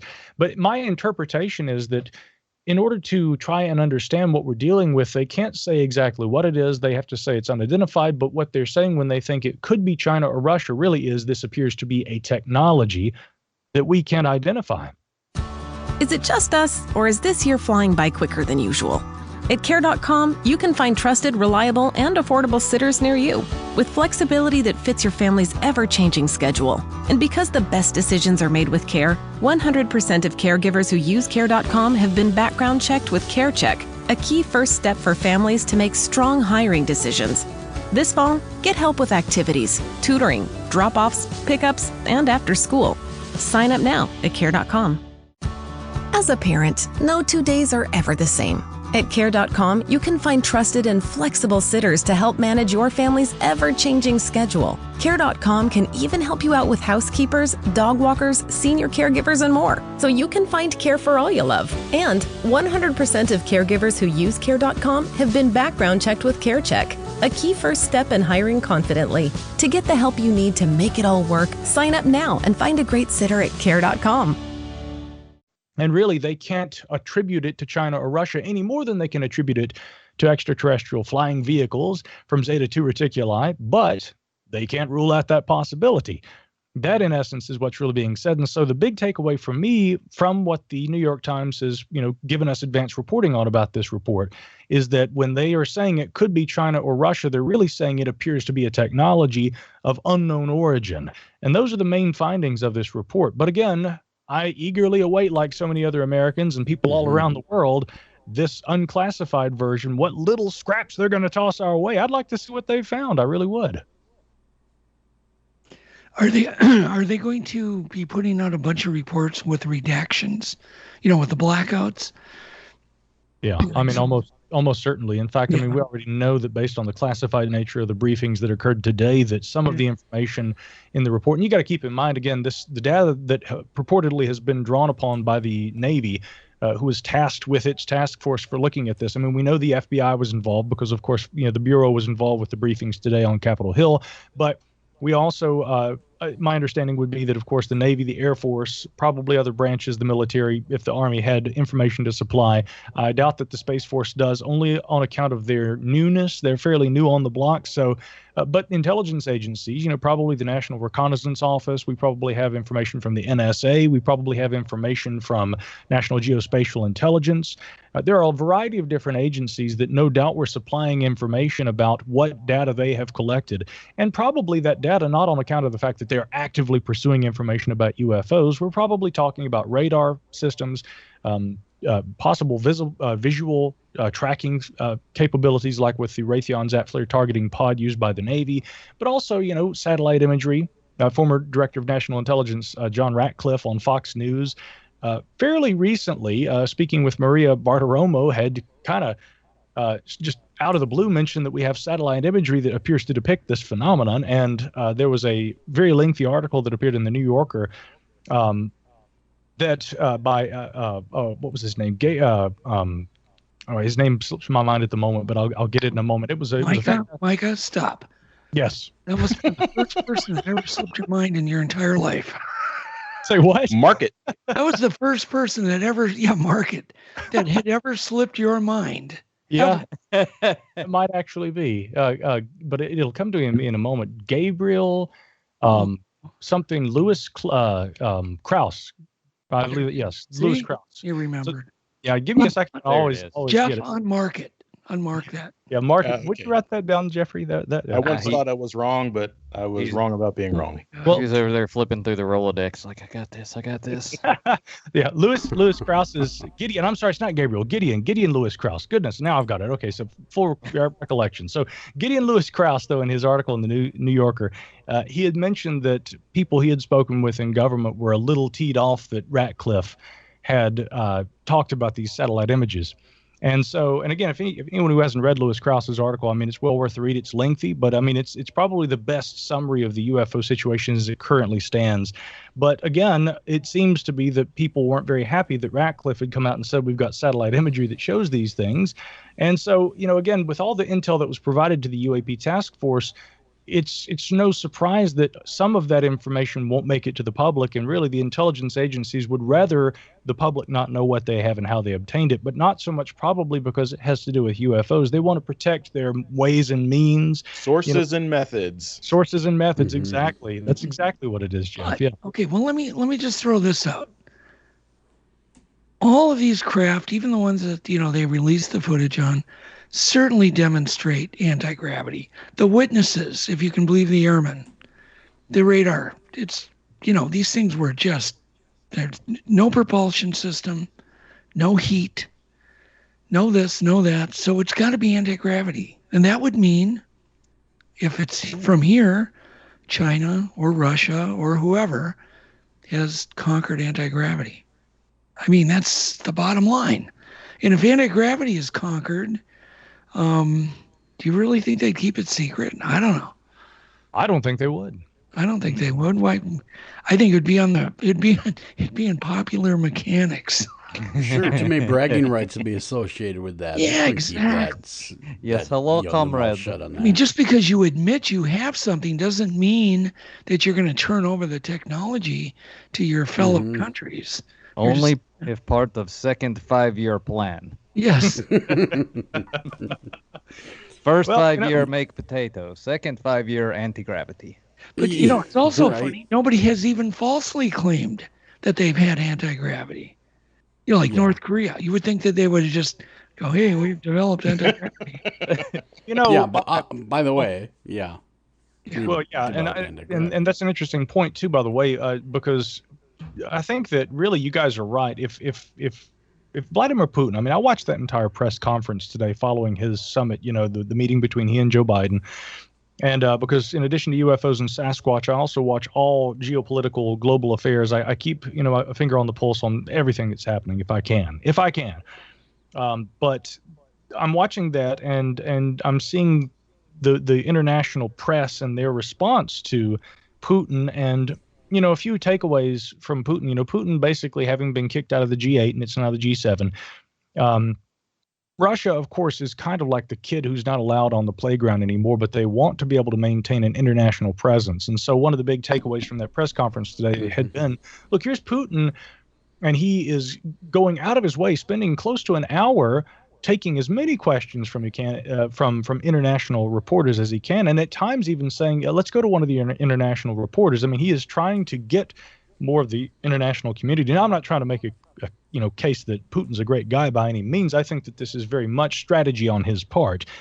But I think that on account of that strategy in the past, if we also look at the way that Russia discusses and presents to the international community their advances militarily, Jeff, maybe you could speak to this point because, I mean, I know you've probably seen the same sort of thing. Putin often is coming out and he is very boastful and very proud about Russian hypersonics and how they want to be, and he claims, of course, they are a world leader. So if they had this kind of technology, I suspect strongly that Putin would have told us all about it, or he at very least would have given us more of an indication that it exists than we've seen right now. But what we did see after the New York Times article the other day was we saw, I believe, the South China Daily Post reporting that China is now saying, well, we'll get to the bottom of these UFOs. We're going to have AI behind this. We're going to use artificial intelligence, and we'll figure out what these UAP are. Well, to me, again, rather than being a nationalistic response saying, look at us, it's ours, and the Americans can't figure it out. No, they're saying, we don't know what they are either, but we're going to beat the Americans to the punch and figure it out. So the response from China and Russia seems to indicate, to me at least, that they don't know what these things are, and they don't even appear to be trying to lie and pretend that they do. Mm-hmm. Yeah, I mean, because what a greater way to get control over your people is to brag about how great you're doing and how much science you've developed and how far in advance you are over a capitalist country. So to me, I don't know. I guess if it's not alien craft, it's got to be us from the future. I mean, literally, what else could it be? For argument's sake, yeah. If it is a highly advanced race from a planet far, far away, and we start meddling with their affairs, and we start trying to actively figure out who they are, what's to stop them from lashing out? You see what I'm saying? That's been brought to my attention by others. So basically, maybe we don't want to poke that bear. Maybe we don't want to engage them. It sounds like you're trying to start a galactic war, Joel. No, but what I'm saying is, obviously, if they're UFOs, they don't want to be found out. Because look at the technology that they've used. And look at the links that these things, whether it be ours, theirs, or UFOs, I'm going to go with UFOs right now. I mean, judging by the aerial phenomena, the acrobatics they're using, the technology they're using, they're so far above our technology. I got to ask all three of you, is there even a chance in hell that we're ever going to figure this out unless they want us to? There you go. That's a good question, Joel. Go ahead, Dakota. No, that's a great question. No, it's like I said, like so much of this is out of my wheelhouse that like I'm just trying to think about it. I mean, without like my brain automatically went to like, Joel, you're talking about poking the bear. It's the scene in Mars attacks where they land and they let the dove go, and then the Martians start killing everybody. Yeah. And you know, and that's very tongue in cheek. I mean, I you know, approaching it seriously, it's like, I don't know. I mean, will we ever figure it out? Unless they or who or you know want us to find that out. I don't know. I mean, it's something I'm having a hard time thinking critically about, because it's not something that really it crosses my mind often. I know that seems crazy. To me, I think it's using the B-2 bomber and the SR-71. I'm seeing more of like technology that we don't know about, that somebody is not telling us about. I mean, again, I think you know, because I trust my government to tell me so much. But we've been making the joke for, you know, since we heard about this report coming out. It's just like, oh, here it is, redacted. Okay, redacted. But any government stepping forward, like Micah has laid out, like, well, we know it's something, but we don't know what it is. But there's something. Like, I mean, you know, that gives me a glimmer of hope of maybe figuring out what it is one day. Yeah. Well, you know, those planes that look real advanced, like the B-2 and all these, you know, radar deflecting planes, those things were on the blueprints back in the 40s. I mean, there's a lot of evidence they were drafting that stuff up way back. Like back when we were driving, there were still Model A's and T's on the road, and they were drafting up those planes. But they still used combustion. They still used airflow, lift, you know. They're not anti-gravity. And so you would think, so one of the things I am curious whether you guys believe there's been crashes of these, whether they're little craft, you know, like the Tic Tac, or whether big craft, because, I mean, if you do research, it just keeps coming up with UFO crashes all over the world, all over the U.S. that have been, you know, witnessed by people that talk about it. All anecdotal, but every time the military shows up and they're hauling something away. Do you guys discount all of the, you know, UFO crashes, like obviously Roswell and the crash at Corona and on and on? Well, you know, I don't know if we should necessarily rule out all of those, but I think that we also have to keep in mind that there is, I think, certain UFO researchers have looked at the UFO crash retrieval idea as sort of like a folkloric archetype within ufology. Now, I should, you know, proceed with the caveat first here that to say that there are elements of folklore does not necessarily mean that it's all completely untrue, but merely that sometimes at the basis of all of it, there may be a true story upon which layers of mythologization, you know, are built onto it. I mean, I think the same is true of Sasquatch in many regards, but you know, I'm not the kind of person who, like perhaps a more disciplined folklorist would do, who says, well, we can identify this as folklore and therefore there's probably no basis in fact. And by the way, not all folklorists do that. That said, yeah, maybe at the basis of some of these stories about crash wreckage retrievals, there is some truth. But then again, we also have to go back and recognize that really even before the public was really well aware of the Roswell incident, I mean, that one being the one that really is best known, most widely reported, many still see as a sort of smoking gun. You know, there was author Frank Scully's book, Behind the Flying Saucers, where he had first talked about this story that he had been told by a couple of guys involving a crash that occurred in the American Southwest. Later turns out that this claim is not very reliable, nor were the individuals that told him this story. But to my understanding, this, you know, references to this crash even turn up in certain government documents and what have you. Roswell was a slightly different story because, and in fact, here in my studio right behind me, I've actually got my reprints of the Roswell Daily Record, you know, that appeared right there those 2 days. We not only had actual newspapers that were reporting on there being an incident, it was initially reported as the recovery of a flying disc, and this just in the days following the initial break really onto the public consciousness of the idea of flying saucers after Kenneth Arnold's sighting there over Mount Rainier earlier that summer. it was reported that a flying disc was captured. It was subsequently reported that it was just a weather balloon. And that would have been the end of the story had it not been for the fact that decades later, there were people in Roswell, New Mexico, who claimed to have remembered a slightly different story. Some said that they had, perceived that there was a much larger crash. It couldn't have just been a weather balloon. They said the military certainly got in there and got it all out and removed whatever was there. And some even went so far as to say that, for instance, Glenn Davis, who had actually worked at the funeral home there in Roswell, he had said that he had a friend who was a woman who had been on the actual Army Air Force base there at the time and had actually observed bodies of some kind, and that there were beings that were recovered from this wreckage. And Davis was still telling that story decades later. In fact, around the time that the U.S. Air Force reopened the case in the 1990s because of the amount of interest in this case. But again, we also have to go back to the 1970s, because at that time we had Bill Moore and Charles Berlitz of the same family that, of course, do the language dictionaries and what have you. Berlitz also a chronicler of Forteana in the tradition of Charles Fort. He had written books on the Bermuda Triangle and all kinds of things like this. But Moore and Berlitz were working on a book about the Roswell crash, the purported crash. One of the first civilian investigators who was doing a lot of that research, which actually comprised what that book became, had been Stanton Friedman, the late, great Stanton Friedman. I understand pretty well, but he'd been really the first civilian researcher who was going there, who was interviewing Jesse Marcel Jr.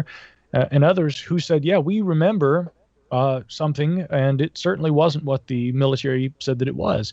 So when the U.S. Air Force in the 1990s, decades after that, reopened that case, and this after civilian investigators like Kevin Randall, Stanton Friedman, and many others had really gotten deep into this. They'd gone to Roswell many times, interviewed all of the surviving witnesses, got some conflicting stories too. The Air Force comes out and says, okay, we're going to reopen this case and see what really happened. And then they come out and say, you know what? It wasn't a weather balloon. It was Project Mogul. It was a top secret high altitude balloon project that was being used to monitor for Soviet nuclear explosions and other kinds of things. And we didn't want the general public or our enemies to know about that at the time. So we covered up. But here's the problem with that. Is it just us, or is this year flying by quicker than usual? At Care.com, you can find trusted, reliable, and affordable sitters near you with flexibility that fits your family's ever-changing schedule. And because the best decisions are made with Care, 100% of caregivers who use Care.com have been background checked with CareCheck, a key first step for families to make strong hiring decisions. This fall, get help with activities, tutoring, drop-offs, pickups, and after school. Sign up now at Care.com. Quick Trip and Pepsi are teaming up with your Northland Ford dealers to award a new Ford Bronco Sport to one lucky Vikings fan in the opening drive sweepstakes. Ford's on-road manners, off-road ability, and slick interior designs will impress. So to enter, stop by your local Quick Trip, buy any 20-ounce Pepsi-branded product or pothole frozen pizza with your rewards card, and you're entered. Boom! If picked, you'll win $25 for every yard earned on the Vikings opening drive, and a chance to win a Ford Bronco Sport. No purchase necessary. Quick Trip. See you next time. Maybe in a Bronco Sport. First of all, the timeline that they provide with their explanation, to me, is problematic at best, because they say that members of the Roswell community probably remembered a couple of incidents that occurred in the 1950s. Roswell happened in 47, and they're talking about things that are happening in decades thereafter, and trying to say all of this was a mishmash of things that people remembered, and they misremembered an alien crash. And I'm like, they're really kind of grasping at straws here. And in addition to that, we have to recognize that first they said flying disc, then they said weather balloon, then they said mogul. And I'm like, they've already lied once. They've actually already lied, more than once potentially. And that's the problem. People are looking at this going, why are we to believe this new explanation we've been given? And as far as where Roswell actually leaves us, I'm not sure. I have no idea. Jeff, I'd be interested, you being former U.S. Air Force guy, in your opinion on that, because for my own part, I had almost convinced myself that Roswell, there wasn't anything to it. It was just mogul.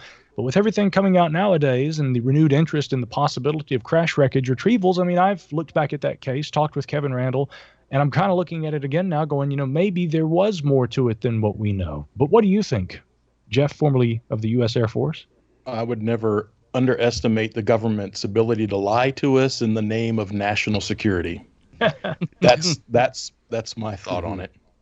Well, what about all these other crashes, though? Have you investigated, Micah? all these other hundreds of these lesser known cases. I haven't investigated Kecksburg, is certainly a very famous one. Yeah. Certainly witnessed by a lot of people. But there are hundreds of them. There's I could pull up a list, and those are the ones that really intrigue me because they're generally just, they're covered up quicker. Yeah. I'll tell you this. Crashed in the woods. Yeah, Leonard Stringfield was a researcher who did a lot of research into these crash wreckage incidents. And some of them were pretty obviously just people telling them stories. But I mean, the way I've always looked at it, because Stringfield really got to a point when he was documenting these cases, he would go and he would, attend a MUFON meeting, and someone would come forward and say, listen, Mr. Stringfield, I understand you're looking into these crashes, and, I've got some information. I've got a story that may be of interest to you. Some of the narratives that were provided were so interesting, and I think that where Stringfield had first been trying to really go with this, he was trying to corroborate some of the known cases, Aztec, Roswell. But if you look at the data, the dates, the locations that were being provided, they didn't, all match perfectly the known UFO crash incidents, and therefore they would had to have been one of a few things. These would either have to have been misremembrances on part of the witnesses, and they actually were related to those better known incidents, but the people didn't remember all the details very well. They may have misattributed it to a different town, different location, different individuals involved. Some of these incidents may have been just fabrications, people just telling stories. And in some other instances, these may have been actual incidents that had nothing to do with Roswell or Aztec or these other locations. And so to your point, Doug, guys like Stringfield investigated so many of these incidents. I would find it hard to believe. Again, you could say the same thing about Sasquatch, and we have said this many times. You look at all the hundreds of sighting reports. Go to the Bigfoot Field Research Organization website. Look at the thousands that have been logged there. Could they all be hoaxes, misperceptions, lies, fantasies, delusions? Could they all be explained that way? Because to suppose that, to me, says an awful lot more is mysterious about human psychology and perception. That should be the mystery that we're all looking at, if that is true. If we can really presume that people simply don't see these things. So again, like with Stringfield, so many people came forward saying, this is what we saw. Here was the university that was involved. I knew the professor, and we observed the bodies and the crash wreckage. I went over and I touched it in a hangar. Some of the stories seemed very credible, but then we have to ask ourselves, do these UFOs just drop out of the sky? I mean, they can get all the way here from Zeta 2 or 2, they crash when they get here. That's the comical part of the UFO crash theory. Yeah. Like, is there some weapon we're using on them? It's a possibility. Well, that's something I was gonna. I'm not going to talk about a weapon that we're using against them. Don't misunderstand. But you mentioned, Doug, with all these hundreds of purported crashes and how quickly they're covered up, that says something to me. If there's a fast response to it, for instance, the 2004 Nimitz incident, after they'd gotten the AdFLIR footage of whatever this object was. It seems to me in the timeline it was pretty quick that there were people from the mainland that were out on the ship that were recovering those tapes or asking to have tapes erased, recorded over. And at these other incidents that you mentioned, if it's that fast a response, it's either it was something that was ours, was an experiment, we were tracking it, and we knew where it was going to be, or if it's not something ours, we still were tracking it. We knew an area where it went down, and we were able to respond quickly enough to get out there and perform whatever kind of cover it up it was that they wanted to do. So, like I said, I can't speak to any weapon we might be using against them. Maybe our atmosphere isn't good for whatever kind of engine they're using. But it seems if there's a fast response, then we're looking for them, and we're trying to find them when they go down. That's interesting to me. That is interesting. Yeah. Oh, and really, I guess kind of comes down to if the government has nothing to do with UFOs, why do they care if they crash? Yeah. You see what I'm saying? Why not release it? Be like, yeah, we've had this UFO crash. Here it is. Yeah. Stuff like that. So I mean, why the cover up? Well, yeah, why not turn that over to the scientists? And that seems to be the problem. I've spoken to a few scientists, and one at Goddard Space Flight Center, and others, not associated with the space program. But I mean, the resounding opinion that those who are sympathetic to the idea of UFOs, their attitude is always this: look, if the government's collecting information, then the scientists need to know about that. We might be able to actually help them ascertain what this is, but you guys have got to at least be willing to share some of your data with us first. And that seems to be kind of the impasse. Doug, you mentioned Hynek earlier, and J.L.N. Hynek, again, having been initially a skeptic, but a guy who had as his advisory position to the U.S. Air Force in its Project Blue Book over time, I guess as he's having to have more and more exposure to these reports, Hynek towed the line initially and gives us infamous explanations like swamp gas. I mean, if you ever hear people joking about, like in Men in Black, when he says swamp gas and Venus, that all comes from Hynek. But Hynek was pretty soundly ridiculed by some of his colleagues, including Dr. Gordon MacDonald, James MacDonald. But the issue, that's almost two. That was a half misremembrance there, Doug. I was about to write it down. Write that one down. It was a slip. But I mean, Dr. MacDonald was very critical of Hynek. And Hynek, I don't think it was just because of the criticism. I think it was because he was looking at so many of these reports and eventually just has to say, essentially like what we were talking about, it could not be that so many Americans and people all around the world, members of our military, some of our scientists, because there have been sightings at, labs like Los Alamos. There have been sightings, by everyone from astronomers to geologists in the sciences. I mean, there were people who were seeing these things, and he recognized many of them were very credible witnesses. And he said it couldn't just be that these are all meteors and swamp gas, all military aircraft. There must be something else going on. And, again, it's one step by one tiny step by one even tinier step, really, that science has crept toward a point where now, today, the military's all in on discussing UFOs, apparently, based on current events. The media and the general public are very interested. Scientists are still a bit hesitant in saying, show us, the evidence, as they should. But I would like to think that, again, this impasse could be overcome by simply, if government does have information and it is not of a absolute national security concern to release some of that information, the scientific community should be able to have access to this. And Doug, you'll love this too, because in my opinion, what my hope is, and I've talked with Meldrum about this too, if maybe in the next 10, 15 years, this glass ceiling we're seeing breaking on UFOs, if this is any indication, I hope Sasquatch is next, and that the scientific community might begin to start moving toward, with the help of guys like you,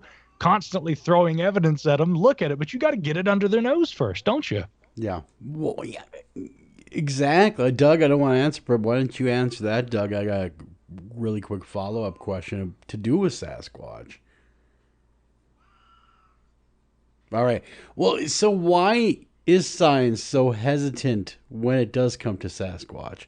Why do they not at least just give it a bit of interest, just enough to look into it honestly with the researchers to get to the bottom of Sasquatch? All these sightings cannot be wrong. It only takes one credible one sighting to be real that blows the whole thing up.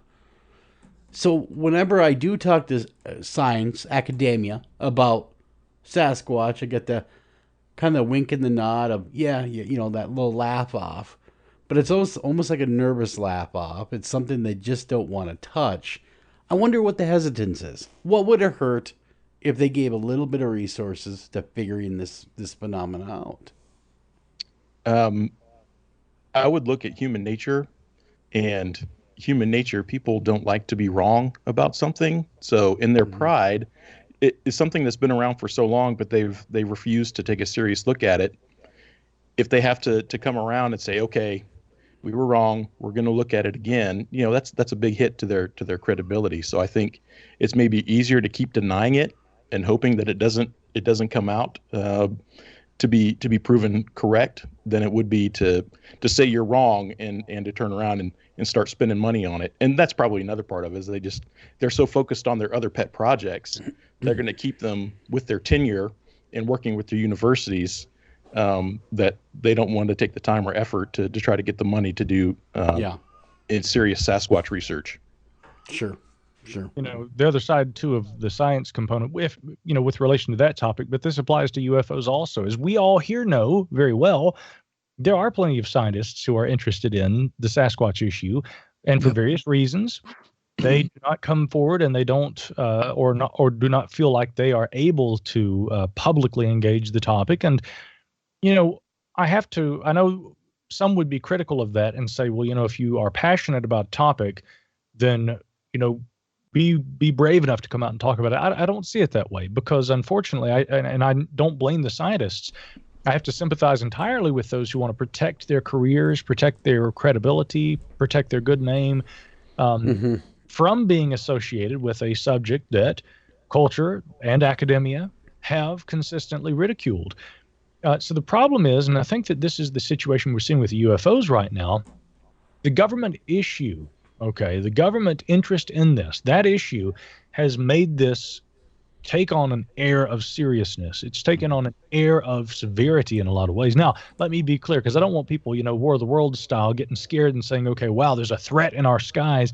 There's no evidence. I was talking with a reporter from a major American media platform on the telephone the other day, and she had asked me in an interview, and I haven't named her only because she hasn't published her article yet, and so when that comes out, we can talk all about it. But one of the questions that she asked me was, do you know of any evidence suggestive of there being an actual overt threat presented by these UAP? And I said, no.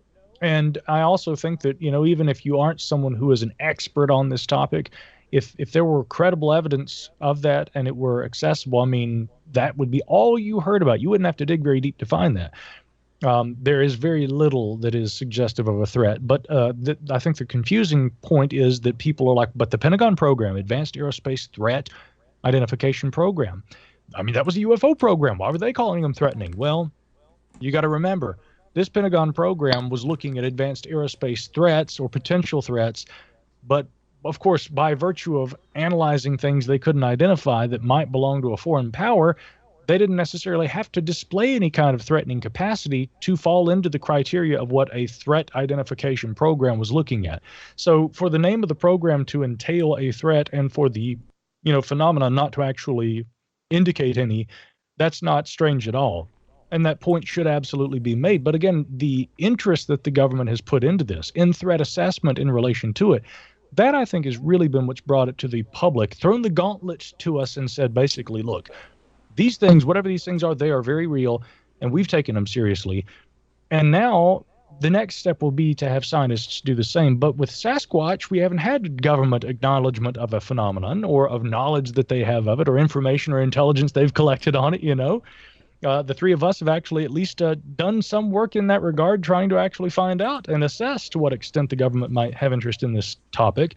But again, I'm not surprised that the government doesn't look at Sasquatch that much. They have some, but they don't look at it that much, and very simply because Sasquatch isn't piloting advanced aerospace technologies that we know of. Right. Some people think it does, though. Oh, well. Yes, that there is that group of people. Well, that level of legitimacy that was added by the government being interested in the UFO phenomenon, whereas Sasquatch still gets kind of thrown to the world of quackery, if you will.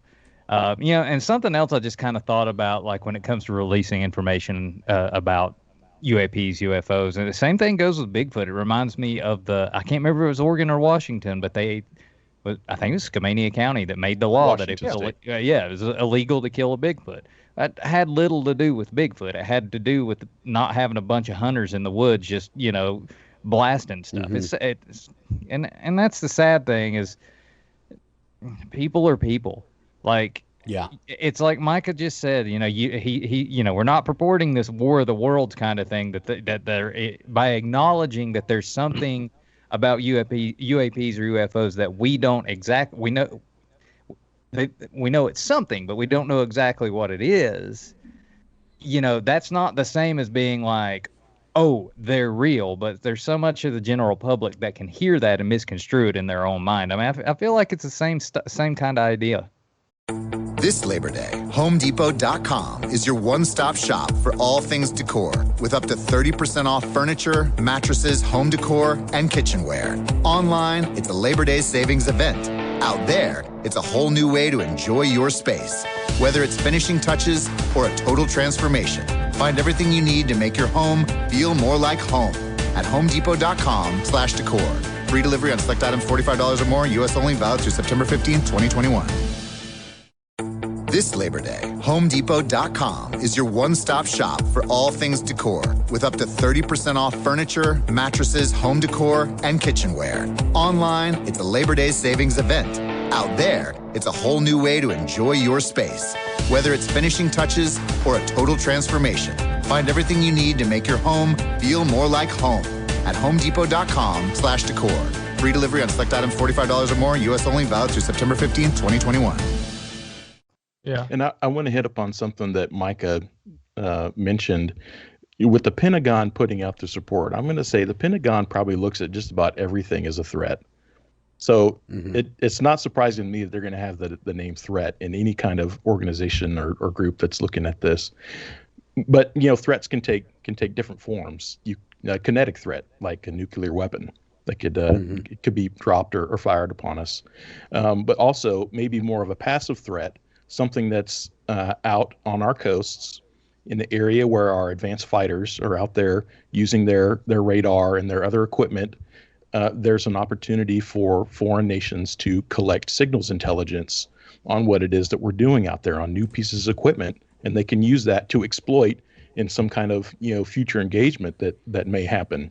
And so that is also a threat, being able to figure out how our countermeasures work or how our offensive systems work, and then they can then build a countermeasure against that before we're able to figure it out. So that would be another level of threat. So it doesn't surprise me that the Pentagon would count any of these things as a threat. I've got a question, Jeff. Do we have? So if you were flying your one of your flights, and you would have encountered a hostile UFO, did you have permission to fire on it, or was it never discussed? The funny thing is C-130, the only weapons that we have would be the pistols that we carried in flight. Okay. Or if we had a flyaway Raven team. But I don't know what other aircraft that have offensive capabilities, if they have an order that if something takes offensive action against you, for one, you have to have the equipment on board. Most of our training flights, they're done with dummy weapons and dummy equipment. So the chances of, unless you're actually going out to a range to use live ammunition, you may not be armed with anything. In which case, you're not gonna engage. And Micah, are there any official records of whether it's warships or airplanes firing on a UFO and having some type of a result? I don't know about a result, but I do know of instances where, aircraft have certainly been scrambled. Really, we have to take into consideration that during the 2004 Nimitz incident, the pilots were sent out there to investigate. Commander Fravor and Alex Dietrich fly out there, but I don't think that they had any payload on board their F-18s. Right. They were, as Jeff was describing, this being in a training environment, they weren't equipped to actually fight, but they were certainly sent out there to investigate something. And I believe Dietrich had said previously that she thought it might have been drug runners, but then they get out there and there was something far more unusual, whatever that may have been. Now, as far as there being instances where attempts have been made, I think, for instance, there had been an attempt to fire at UAP in 1976 over Tehran during a very interesting incident over Iran, where a object appeared and an attempt had been made to fire at the UAP, which was producing lights in the distance. And at one point, there was actually, as one of the pilots described, there was what appeared to come off of the primary light, a smaller object, which the pilot interpreted as a missile, and I believe that he was prepared to take evasive action. It obviously wasn't a missile, but again, he's not looking at this probably thinking, this is a Martian, aircraft, and I don't know what kind of lasers they've got on that. No, he sees what looks to him like during his flight experience a missile, and he's thinking, whoever has this thing, China, U.S., whatever, it looks like they're firing a missile at me.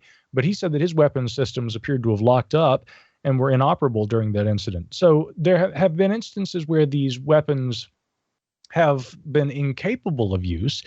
We also have a number of high-profile instances where, nuclear weapons facilities have apparently been taken offline and been made at least temporarily inoperable. There was an incident like that occurred at Malmstrom Air Force Base. We also had one at Minot U.S. Air Force Base. In fact, actually, I have spoken to some of the individuals involved with one of those two incidents, and another civilian who's investigated the Minot case. But again, those are just a couple of examples of several instances where weapons facilities were taken offline while UAP were apparently present. There were documents that were released in the 1970s by the National Military Command Center that described what were called mystery helicopters that flew in and were observing the base. Now, they weren't helicopters. They were described as helicopters because whatever the objects were able to hover, and therefore the military interpreted these as not being planes. But when they actually scrambled jets to go in there and intercept the mystery helicopters, they couldn't find the helicopters. And then when they left the vicinity, the object appeared on radar again. So again, what really is concerning to me is not so much any kind of overt offensive capabilities displayed by the UAP, but their capabilities in terms of disarming our weapons systems when necessary, whether that's, while they're surveilling what we have or just checking us out. I mean, who knows? But I mean, that is really, really interesting, because if indeed they are capable of taking our most advanced, highly secure weapons systems and facilities offline, I mean, again, fortunately, there's no overt evidence of there being any kind of long-term plans of an invasion, a takeover, but it seems that they have the technology to do that, to facilitate it if they wanted. You know that they've shot at some of these things. There's no way they wouldn't. They'd had to have. Yeah. They had to have. I mean, they're just going to go, hey, let's throw some 50 cal at that thing, and see what it does. Doug, I seem to recall some instances, but I don't remember right offhand. Well, the Battle of L.A. was huge, but that's so kind of legendary, and it was so foggy, and that whole story just. I did talk to a survivor of that battle, though. Yeah. That lived. I know. That lived right there. Yeah, and they say that they shot at this thing forever, and it just didn't do anything. Several of them. But I'm talking more modern day, like from one of our fighter jets, throwing a tracker missile at it, and just see what it does, just blast it with 50 cal machine gun fire. I don't think they would, because they'd be too concerned about being an act of war if it is a foreign powers. I just wonder what their official. Well, I do remember there's an account or two from the Vietnam era of Micah reminded me of this. I do know a few things about UFOs. Look at that. There are a couple of stories from Vietnam era of soldiers on PT boats seeing mystery helicopters. And I think there was an official government report or an unofficial or something that came back and said, oh, no, that's just the Viet Cong. And if you look back in the reports, the Viet Cong didn't have any helicopters at that time. So, and this is like mid 60s, I think. And these are for Marines and, in Vietnam during the war. Did they fire on them, Dakota? I seem to remember that they fired upon them, but then somehow the bullets came back at them. Yeah, there was something about a missile that was fired back at some point later. They tracked the serial number back to something that had shot it. What in the world? I don't know that story myself. Yeah, I've heard that one. The missile came back at them. Oh my gosh, I have to look into that. Well, I was thinking of like Dakota said, the guys on the PT boats were firing, their automatic weapons at it, and then the bullets were coming back at them. That's the one I'm thinking of. Yeah. Interesting. Very interesting. But I always wondered, if I was somewhere far away from any houses, and there was a UFO trailing me, and I had a good weapon in my hand, would I ping one off it? Just to see what it would do, You'd have a lot of explaining to do. Yeah. You'd have a lot of explaining. Yeah. Or we'd be saying, where'd Doug go? Maybe they would Travis Walton you, and you'd be up in the you do crowd wonder for them. whether it would fire back. Without any restraint. Just you shoot at it, it's going to take you down. I just wouldn't want to find out. No. So you're lucky they have a vaporization death ray, Doug. Yeah, I did see the movie from what was it called? The Mars Attacks. Mars Attacks. Yeah. I did see that. Well, maybe with the advent of more and more unmanned vehicles, they'll be less hesitant to restrain themselves. You know what you don't hear about anymore though? The Men in Black. I haven't heard a good Men in Black story in a long time. That just kind of stopped. Yeah. That used to be maybe because they weren't true. Could be. Well, I mean, you do have to worry. At times. I'll give you an example. I was catching up on some werewolf legends from France from the 1500s, and a motif that you often see in those. I mean, there are several, which is kind of fascinating as far as the folklore of werewolves. And I actually have to wonder sometimes if, at least in some instances, some of those legends of lycanthropy are inspired by people's actual observations of, wild people, potential relic hominoids, things like that. I mean, that's an interesting possibility. But in a lot of those folk tales where there are obviously mythologized elements where someone, takes off, their clothes in the moonlight and stands on top of a grave and, bounces up and down on one leg or whatever the crazy thing they have to do to be able to turn into a werewolf. And then they just do so. And then they run around like a wolf for, 7 years. These motifs are pretty constant in a lot of these traditions. And another that you see is often that, of course, the people are approached by sometimes one, sometimes three individuals clad in black. Sometimes those individuals are also on horseback, and one will sometimes present himself and say, will you bow before me and, swear allegiance to me? And if you will, I'll grant you all these riches and things. Mm-hmm. But, either as one of the gifts that this man in black gives the initiate, or as a sort of punishment, the lycanthropy ensues, where the person is cursed with the curse of the werewolf. Sometimes this man in black is not explicitly identified with the evil one, with Satan, but he is sometimes called the Lord of the Forest, which I also found interesting because, the French wild man of the Pyrenees in their folklore, Basahon, is essentially the Lord of the Forest. So there are some connections there, but I think it's kind of interesting that throughout history, and many folklorists would see the men in black as being an extension of this, the stranger in black being a character, whether through the wicked acts of Satan himself or something else, imbues one with mystical powers or with some sort of advantage or some sort of, arcane knowledge. Sure. That's definitely an element. And one might say that, men in black in modern UFO lore are sort of like that. There's definitely an ominous component to the eyewitness stories involving them. Well, my theory is that if something is not constantly fueled, it goes away eventually. Mm-hmm. It's just UFOs are never going to go away because we're going to keep all seeing them, thousands and thousands a year. MUFON's database is going to continue to fill up with them. But Men in Black, no reports, it's going to die out. So somebody just sent me a note. It said, London, 2008, U.S. pilots were ordered to shoot down a UFO. I asked him what happened. He said it sped away at 7,600 miles per hour seconds before he was going to fire the missile. So that's something that apparently happened in 2008. Why they were ordered to fire, I don't know.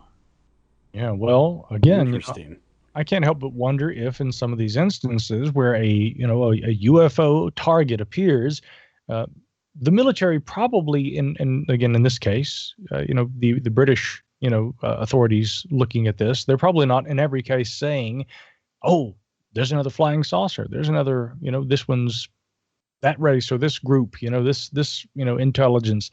They're probably saying there is something we can't identify. Let's scramble our jets. Let's get these guys out there, approach and try to identify. And if it won't identify itself, then take fire if necessary. I'm sure that there are probably instances where fighter pilots are equipped and prepared to shoot at a possible enemy intruder. Yeah, it certainly sounds risky. Yeah. Mm-hmm. I would. The people in the story were two United States fighter planes were scrambled in order to shoot down an unidentified flying object. By the way, I did find the story quickly. Oh, you did? Yeah, I did. It was over English countryside during the Cold War, according to secret files made public on Monday. And I'm looking for the date of the story release. I'm going to say Cold War would be different than 2008. Yeah, it was released in 2008. The story was, but this allegedly happened during. One pilot said it was seconds away from firing 24 rockets at the object before moving erratically and gave the radar signature a moving 7,600 miles per hour. So 24 rockets. So they were really going to let it evidently. Well, I mean, at those points, the rockets were unguided. It was kind of fire and forget. And hopefully they fly into the target or the target flies. Yeah, sure. And the plane in question that was being flown was F-86 D Sabre jet. So if that means anything to our officials or our experienced people, so okay, what kind of plane is that? By the way, would that be I don't think they had any kind of radar on board. Okay. I think those had like an open. That was Jeff. An open note. Yeah, Jeff. Yep. I'm not that old. Jeff, come on. Yeah, but no, he wasn't behind slower, that. I'm drawing. Yeah, no radar capability with that. So what had to have been, GCI ground controlled intercept guys that were telling them where the target was, getting them on target, and then giving them permission to fire. Gotcha. Very interesting. And so it's kind of a rudimentary targeting system. They're using people on the ground to help them out. Yeah, and then spotters, it's you get your little target pipper and put it, lead the target where you think it's going to be when your rockets go through and pull the trigger. Man. And pray. Yeah. Gotcha. Yeah. And then watch it. Well, I guess if it's flying away at 7,600 miles an hour, you're not seeing it for very long. Holy cow, that's fast. That's smoking fast. Is there any airplane that we have that you're aware of, Jeff, that can reach those speeds? No conventional aircraft. You have all probably heard about the Project Aurora is something that people have claimed is 6 times the speed of sound or something absurd like that. Is that the one, Jeff, with the supposed pulse jet engine? Something like that. Okay. I haven't researched that very much. I don't know the validity of it, but what comes to mind, something that we trained as air crew, you're going to be fired upon if you're in a wartime situation. And of course, small arms fire, machine guns and smaller AAA. It's probably the biggest threat, but there were also surface to air missiles.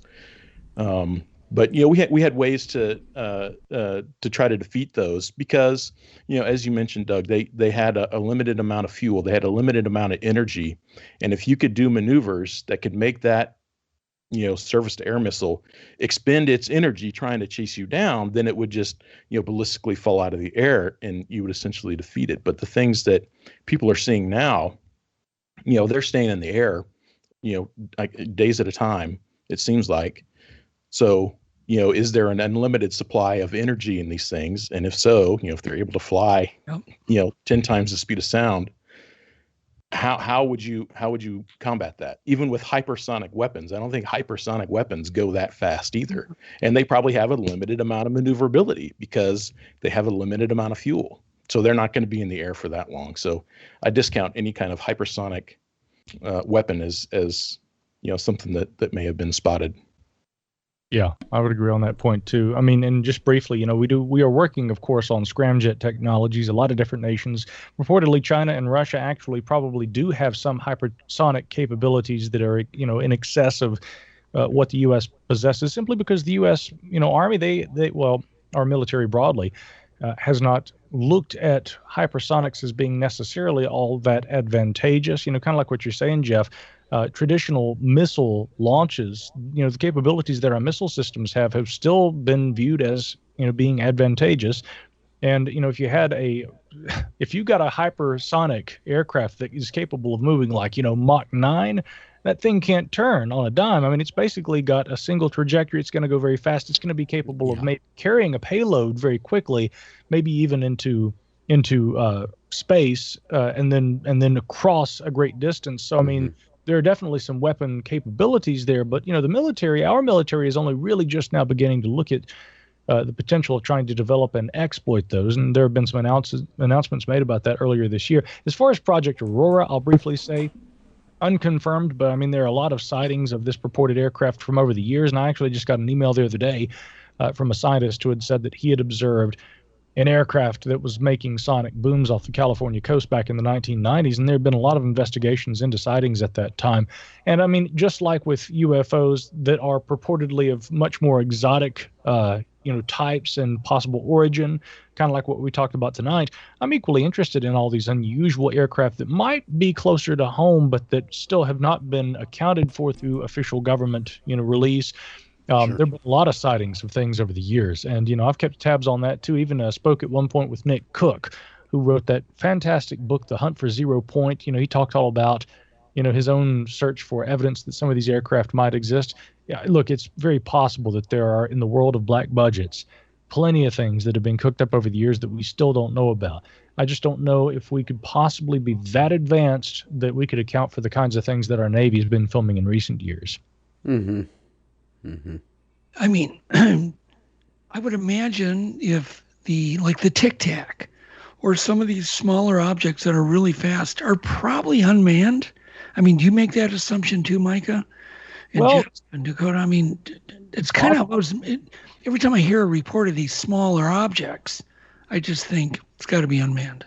The Tic Tac, of course, was roughly the same length of maybe an F-18, roughly maybe the size of a small school bus. I mean, so it could have been manned.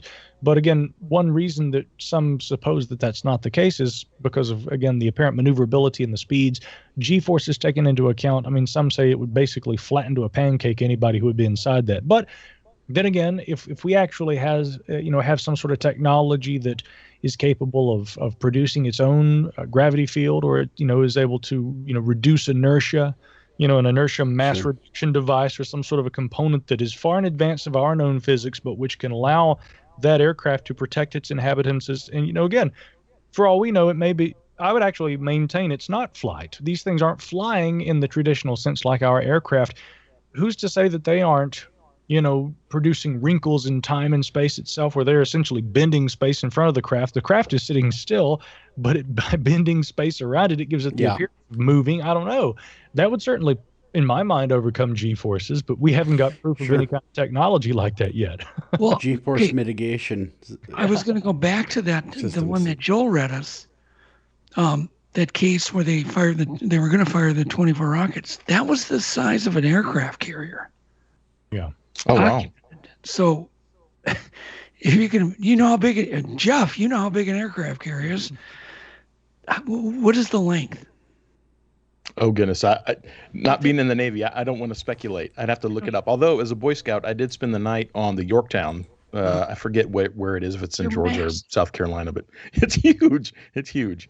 So like it'd be kind of hard, depending on how close you were. If you're firing rockets, I don't know what the weapons engagement zone is, how close you'd have to be to use those, but I figure it'd probably be pretty hard to miss. And it's just, now there you think, okay, that's going to have people on it because you've got sleeping quarters. I don't care what kind of biological creature, you're going to need a place to eat and whatever and rest. And well, according to this, Doug, a Nimitz class carrier is 1,092 feet. That's pretty big. It's a fifth of a mile. Yeah, I was going to say 0.2 of a mile. Mm-hmm. A fifth. Reduce that fraction, Jeff. Come on.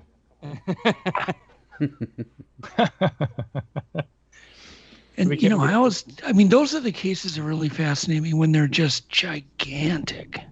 It's like, it's pretty the massive ones. They're the city block size that come rolling in and taking off on a dime. Yeah, that is impressive. I do.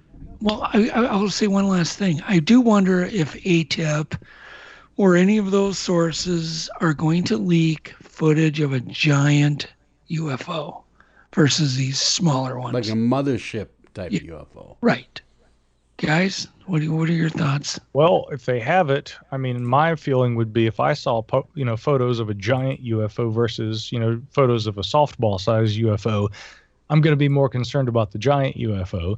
And, thereby presuming that other civilians will probably be equally freaked out by something massive, Independence Day style. Yeah. My feeling would be that the government, if they have photos of those, they're probably going to keep those. Those are going to be some of the ones that we won't see, because there is the possibility that, as there's more and more normalization of this subject, I mean, the public could become very concerned at some point. I mean, they haven't seemed to show that kind of response yet, but who knows, at some point, as the reality of this potential situation begins to sit in more and more, it very well could be that we'll see some fear responses, maybe some panic. And, we don't want that, but then again, what would you do if you saw a photograph of a giant UFO hovering over an American city? I'd probably be, pretty concerned. Yeah. There'd be gas shortages and bread shortages and milk shortages across the world. Yeah, forgot about toilet paper. Toilet paper. Oh, yeah, that too. Don't forget ammunition shortages. Oh, yeah. Sure. But one of the, and it surprises me why it's not talked about more, one of the aspects of that Tic Tac incident in 2004 is the fact that they saw in the sea a big frothy, bubbly area that this thing seemed to be hovering over, that there seemed to be something below the surface of the water there and I think most recently I heard, it was like the size of a 737. I don't know how accurate that is. Yep, that's Micah, what I heard. maybe you've heard, but that tends to get left out so much. And that's the thing that I'm most interested in. What was it that was below the water creating that turbulence? Yeah. Exactly. Because the craft gets all the attention, but what's going on underneath it seems to get next to no airplay at all. What it might have been. So that might speak to the anti-gravity properties too. That's actually disturbing. Certainly, things around it. So. Yeah, could you imagine if we have, for all we know, we have 100,000 UFOs under the ocean living, right? Residing.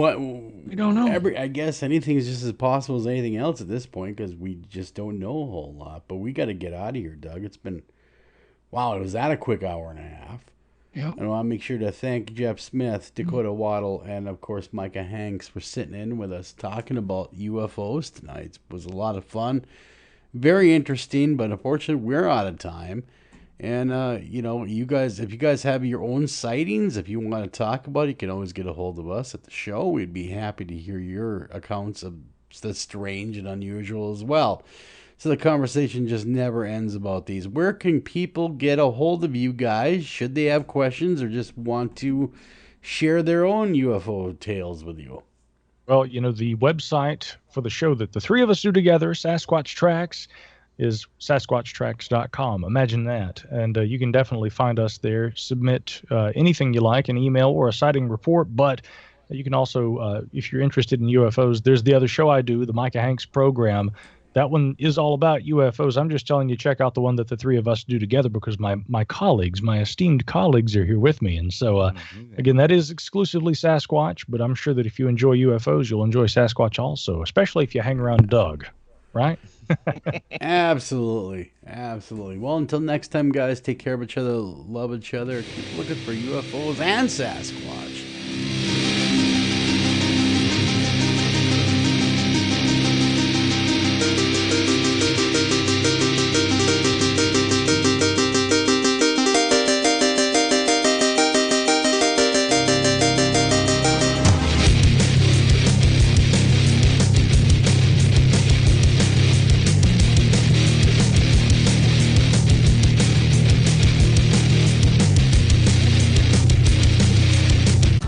Is it just us, or is this year flying by quicker than usual?